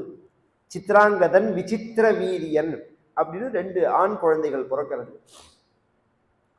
கொஞ்ச நாள்ல இந்த பீஷ்மருக்கு பீஷ்மருங்கிற பேர்ல தேவவர்தனுக்கு கல்யாணம் பண்ணணும் அப்படிங்கிற ஒரு தீர்மானத்துல ராஜா ஏற்பாடு பண்றான். அந்த காலத்துல எல்லாம் எப்படின்னா சித்திரம் வரையறதுன்னு ஒண்ணு உண்டு. எத்தனை விஷயங்கள்! நான் அந்த ஒரு 8 நாள் 7 நாள்ல 1.5 மணி நேரத்துல நான் எதை சொல்றது எதை விடுறதுன்னு புரியல. நாலெட்ஜான விஷயங்கள். இன்னைக்கு போட்டோ எடுக்கிறோம் பதில, அந்த காலத்துல அப்படி கிடையாது. அப்ப ஒருத்தரோட நகம், ஒருத்தரோட முடி, இதுல ஏதாவது ஒரு பகுதியை கொடுத்தா அதை வச்சுன்னு அந்த ஆளோட உருவத்தை வரைஞ்சுடலாம். அப்படி இருக்கு சாஸ்திரத்துல. நகத்தை வச்சிருந்து முடிய வச்சிருந்து வரைந்தார்கள் அப்படின்னு இருக்கு. அப்படின்னா என்ன? இப்பதானே புரியுறது அது டிஎன்ஏங்கிறது. இப்ப சயின்ஸ்ல சொல்றோமோ, இதுல மேட்சிங் மட்டும் பார்க்கிறோம் நாம. இன்னும் டீப்பா அதுல இருக்கு. உருவத்தையே காமிக்கும்ங்கிறது அதுல இருக்கு. இப்ப உருவம் ஓரளவு மேட்சா போறது. ஒரு ஒரு ஒரு ஒரு பையனை அழிச்சுன்னு ஒரு அப்பா ரோட்ல நடந்து வந்தார்னா, முன்னாடி பார்க்காத ஃப்ரெண்டா இருந்தாலும் சார் உங்க பையனான்னு கேட்கிறான். என்ன? அங்காதங்காத் சம்பவதி ஹிருதயாததி ஜாயசே ஆத்மாவை புத்திரநாமாசி. வேதம் சொல்றது உன்னோட அங்கத்திலேருந்து ஒவ்வொரு அங்கத்திலேருந்து எடுத்து வச்ச பிம்பம் தான் உன் புள்ளேங்கிறது. இன்னும் நெத்தியில என்னோட புள்ளேன்னு எழுதியா ஊட்டியிருக்கான், பார்த்தாலே தெரியறது. அப்படியே அதே சொட்ட முடி, அதே 1.5 கண்ணு, அதே விவகாரம் எல்லாம் பார்த்தா தெரியறது. இதுல ஒரு ஆச்சரியம் என்னன்னா, ஒரு சின்ன வயசுல தெரியறது இல்ல. அப்பாவுக்கு 40 வயசுல வழுக்க விழும்னா அவனுக்கும் ஆரம்பிச்சுடுறது வழுக்க.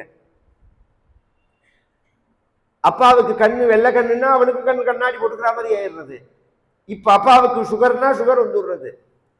இதெல்லாமே டிரான்ஸ்பர் ஆறது இத்தினூண்டு கண்ணுக்கு தெரியாத செல்லுல. ஒரு குழந்தையினுடைய செல்லுல இது அத்தனையும் டிரான்ஸ்பர் ஆகுதுன்னா இத படைச்ச இறைவனுடைய சக்தி எப்பேற்பட்டதா இருக்கணும். அதை என்ன யோசனை பண்ணணும் நாம? அதை என்ன பார்த்து பிரமிக்கணும்? அந்த உருவத்தை வரையக்கூடியதான அந்த நாலெட்ஜ் இருந்த காலமா பல நாட்டு இளவரசிகளுடைய உருவத்தை வரைய அவர் சொன்னார், இதுல எந்த பொண்ணை பண்ணிக்கலாம் அப்படின்னு நீங்க அம்மா சத்தியவதிகிட்ட கேளுங்கன்னு. அவர் நினைச்சார், சந்தனு நம்ம பையன் சித்தியா இருந்தாலும் மதிப்பு கொடுக்கறான், அம்மாவை கேட்டுன்னு தான் பண்ணிக்கணும்னு சொல்றான் அப்படின்னு நினைச்சிருந்து சத்தியவதியை கூட்டு வர சொல்லி, இதுல எந்த பெண்ணை பண்ணிக்கிறாய்ன்னு நீ கேட்ட, அம்மாவை கேளுங்கன்னு அவன் சொல்றான். என்ன விஷயம்? நீ என்ன பெண்ணை செலக்ட் பண்றேன்னா? யாருக்கு? தேவவர்தனுக்கான்னா? ஆமான்னா. தேவவர்தனுக்கு கல்யாணமானு கேட்டாள் அவன். இத்தனை நாளா அவளும் சொல்லல, இவரும் சொல்லல.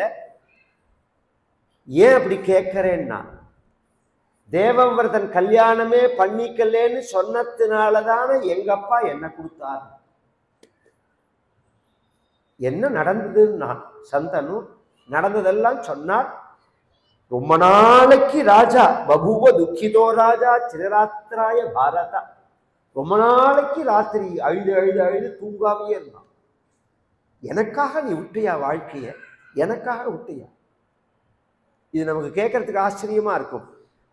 இதுக்கு முதல் தலைமுறை பரியந்தம் அந்த பழக்கம் இருந்தது. அக்கா 2 பேருக்கு கல்யாணம் ஆகலைன்னா கல்யாணம் பண்ணிக்காத எத்தனை தம்பி இந்த நாட்டுல உண்டு. அக்காவுக்கு கல்யாணம் ஆகல, அதனால நான் பண்ணிக்கல. அப்படின்னு சொல்ற எத்தனை தம்பிகளை நாம் இன்னைக்கும் பார்க்கலாம். இல்ல தனக்கு கீழே உள்ளவர்கள் எல்லாம் அப்பா காலம் ஆயிட்டார், அம்மா காலம் ஆயிட்டார்னா கீழே உள்ளவர்கள் எல்லாம் கல்யாணம் பண்ணி வச்சுட்டு கல்யாணம் பண்ணிக்காம இருந்த அக்கா எத்தனை பேர் உண்டு, எத்தனை அண்ணா உண்டு கல்யாணம் பண்ணிக்காதவர். இந்த தேசத்துக்கு அதுதான் பெருமை. என் வாழ்க்கையை நான் பார்த்துன்னு போறேங்கிறதுலாம் இப்ப உள்ள விஷயம். நம்ம கடமை, நம்ம பொறுப்பு, இன்னொருத்தருக்காக நம்மளுடைய பரோபகாரார்த்தம் இதம் சரீரம் அப்படின்னு சாஸ்திரம் சொல்றது. அந்த தொண்டு செய்வதற்காகவே இந்த உடம்பு அப்படிங்கிற எண்ணத்தோட வாழக்கூடிய வாழ்க்கை தான் தியாகமான தியாகேனைக்கே அமிர்தத்துவமான சூ.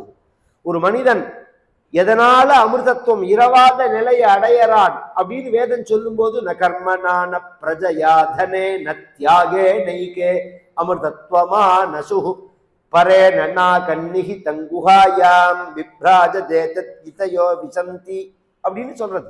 தியாகத்தினாலதான் ஒருத்தன் இரவாத நிலையை அடைய முடியும் அப்படின்னு ரொம்ப வருத்தப்பட்டார். கூப்பிட்டார், ஒரு நாளைக்கு உனக்கு நான் 2 வரன் தரேன். ஒரு வரன் ஸ்வச்சந்த மிருத்யு அப்படின்னா நீ எப்ப உயிரை விடணும்னு நினைக்கிறியோ அப்ப உயிரை விடலாம், எத்தனை வருஷம் வேணாலும் நீ வாழலாம், நான் அனுகிரகம் பண்றேன். ஏன்னா அவர் வருணன். அவர் 2வது ஒருத்தன் கல்யாணம் பண்ணிண்டு குழந்தைய பெத்தான்னா அவனுக்கு திதி கொடுக்கறதுக்கு பத்தியில எத்தனை தலைமுறை கொடுப்பார்கள்னா 3 தலைமுறை தான் கொடுப்பார்கள். இதெல்லாம் நம்ம தெரிஞ்சுக்கணும்.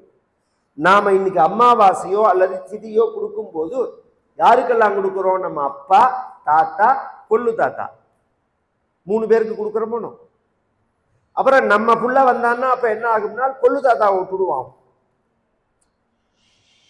இது சிஸ்டம். 3 பேர் தான், 3 தலைமுறை இருக்கிற பெருந்தன் தான் அவனுக்கு திதி கொடுப்பார்கள், தர்ப்பணம் பண்ணுவார்கள். பீஷ்மா உலகம் உள்ள பரியந்தம் உனக்கு தர்ப்பணம் பண்ணும், திதி கொடுப்பார்கள் அப்படின்னா கொடுக்கிறார்களானால் இன்னைக்கும் கொடுக்கணும். தை மாசத்துல ரத சப்தமின்னு போட்டிருப்பார்கள். பஞ்சாங்கத்துல பார்த்தா தெரியும். ரத சப்தமின்னு ஒரு நாள் வரும் அமாவாசைக்கு அப்புறம். அப்படின்னா என்னன்னா, இந்த சூரியன் இருக்கானோ தென் திசை பக்கம் போனா தட்சிணாயனம், வட திசை பக்கம் போனா உத்தராயணம்னு பேர். அயனம்னா பாதைன்னு அர்த்தம். தட்சிண அயனம், உத்தர அயனம், ராம அயனம், அதனாலதான் ராமாயணம்னு அர்த்தம். ராமருடைய பாதைன்னு அர்த்தம். இது அயனம்னா பாதைன்னு அர்த்தம். இந்த தென் திசையில போன சூரியன் வட திசையை நோக்கி திரும்புற நாளைக்கு ரத சப்தமின்னு பேர். இந்த ரதத்தை திருப்புற நாள். பொதுவா 4 விஷு, பொதுவா கேரளாவில எல்லாம் ஒரு விஷு சொல்றோமோ, நாங்கெல்லாம் 4 விஷு கொண்டாடுவோம். 4 விஷு எதுனா சித்திரை, ஆடி, ஐப்பசி, தை. ஏன்னா இந்த 4க்கு மட்டும் விசேஷம் உண்டு. சித்திரையிலையும் ஐப்பசியிலையும் 1ஆம் தேதி பார்த்தா சூரிய உதயம் கரெக்டா 6 மணிக்கு இருக்கும். சூரிய உதயம் காத்தால 6 மணிக்கு இருக்கும். ஆடி மாசத்துல பார்த்தோம்னா 5:30 மணிக்கு இருக்கும். தை மாசத்துல பார்த்தா காலத்தால 6:30 மணிக்கு இருக்கும். இல்ல வித்தியாசம் இருக்கு உதயத்துல. இதுக்கு விஷுன்னு பேர். இந்த நாளுக்கு தான் விஷுன்னு பேர். அந்த ரத சப்தமிக்கு மறுநாள் பீஷ்மாஷ்டமின்னு போட்டிருப்பார்கள் பஞ்சாங்கத்துல. இன்னைக்கும் மகான்கள்லாம் ஸ்நானம் பண்ணிட்டு 3 முறை அந்த பீஷ்மருக்கு எள்ளும் ஜலமும் விடணும். கங்கா புத்ராய சாந்தாய சந்தனு பிரவராய ச அபுத்ராய ததாம்யர்க்யம் சலிலம் பீஷ்மவர்மனே வையாக்ரபாத கோத்ராய சாங்கிருதி பிரவராய ச அபுத்ராய ததாம்யர்க்யம் சலிலம் பீஷ்மவர்மனே भीष्मः शान्तनवो वीरः सत्यवादी जितेन्द्रियः आभिरद्भिरवाप्नोतु पुत्रपौत्रमचिन्तताः वैयाघ्र पादगोत्राय शान्तनु प्रवर गंगापुत्राय शान्ताय सन्तनु प्रवराय च பொதுவா ஒருத்தர் சொல்லும்போது அது எந்த பரம்பரையில வந்தார்கள்னு சொல்லணும். சந்தனுடைய புத்திரன், கங்கையினுடைய புத்திரன் மட்டும் இல்லை. இவர் என்ன கோத்திரம்னா, ஒருத்தர கோத்தா என்ன கோத்திரம்னா சிவரிஷி கோத்திரம், அகஸ்திய கோத்திரம், பாரத்வாஜ கோத்திரம் அப்படி சொல்றோமோ, அது மாதிரி வியாக்ரபாத கோத்திரம்னு பேர். சிதம்பரத்துல ஒரு மகரிஷி இருக்கார், நடராஜாவை கொண்டு வந்தவர். யார் தெரியுமா? வியாக்ரபாதர்னு பேர். அவர் இடுப்புக்கு கீழே புலிக்காலோட இருப்பார். வியாக்ரம்னா புலி, புலிக்காலோட உள்ளவர் அவர். அவர் தான் நடராஜாவை கைலாசத்திலேருந்து அழிச்சுன்னு வந்தார். வியாக்ரபாதர்னு பேரு. அவருடைய கோத்திரத்துல வந்தவர் இந்த பீஷ்மர். அப்படிங்கிறதுனால வையாகிர பாதகோத்திராய சங்கிருத்தின்னு ஒரு மகரிஷி, அவருடைய வம்சம். அதுவும் சேருமன் சங்கிருதி பிரவரம்னு சொல்லுவார்கள். இதெல்லாம் ரொம்ப டீப்பா உள்ளது. இன்னைக்கு ரொம்ப பேர் விட்டுட்டோம் எல்லாத்தையும். எல்லாரும் என்ன சொல்லிட்டு இருக்கார்கள், சமீபத்தில் கூட சில பேர்லாம் பேசுறத கவனிச்சேன். மனசாட்சிக்கு விரோதமா பேசுறார்கள். தெரிஞ்சு பேசுறார்களா தெரியாம பேசுறார்களா தெரியாது. இதெல்லாம் நமக்கு கிடையாது பழக்கத்துல, அதெல்லாம் ஐயருமார்கள் பண்றதுன்னு. அப்படிலாம் ஒன்று கிடையவே கிடையாது. இந்த கல்யாணம், இறப்பு, பிறப்பு, இந்த காது குத்தல், தலையில சிக வச்சுக்கிறது, சில காரியங்கள்லாம் பொது எல்லாருக்கும். அதை நீங்கள்லாம் விட்டுட்டே நாங்க மட்டும் அதை ஃபாலோ பண்ணின்னு வரோம். இந்த கோபிசெட்டிபாளையம்னு ஒரு ஊர், அந்த ஊருக்கு நான் கதைக்கு போறதே, அந்த ஊர்ல சரஸ்வதி அப்படின்னு ஒரு கவுண்டர் குல பெண் இருந்தான். ரொம்ப பக்தி, ரொம்ப வயசானவர் அந்த பாட்டிமா. எங்க தாத்தா காலத்திலேருந்து எங்க குடும்பத்துல பக்தி உள்ளவர். அந்த அம்மா வீட்டுக்கு கூப்பிட்டு பாத பூஜை எல்லாம் பண்ணி, நான் சாந்தானந்த சுவாமிகளுக்கு அந்த அம்மாவுக்கு பக்தி உண்டு. அவ அப்பா பொன்னுசாமி கவுண்டர்னு பேர், கோபிச்செட்டிப்பாளையம் சேர்மன் அவர்.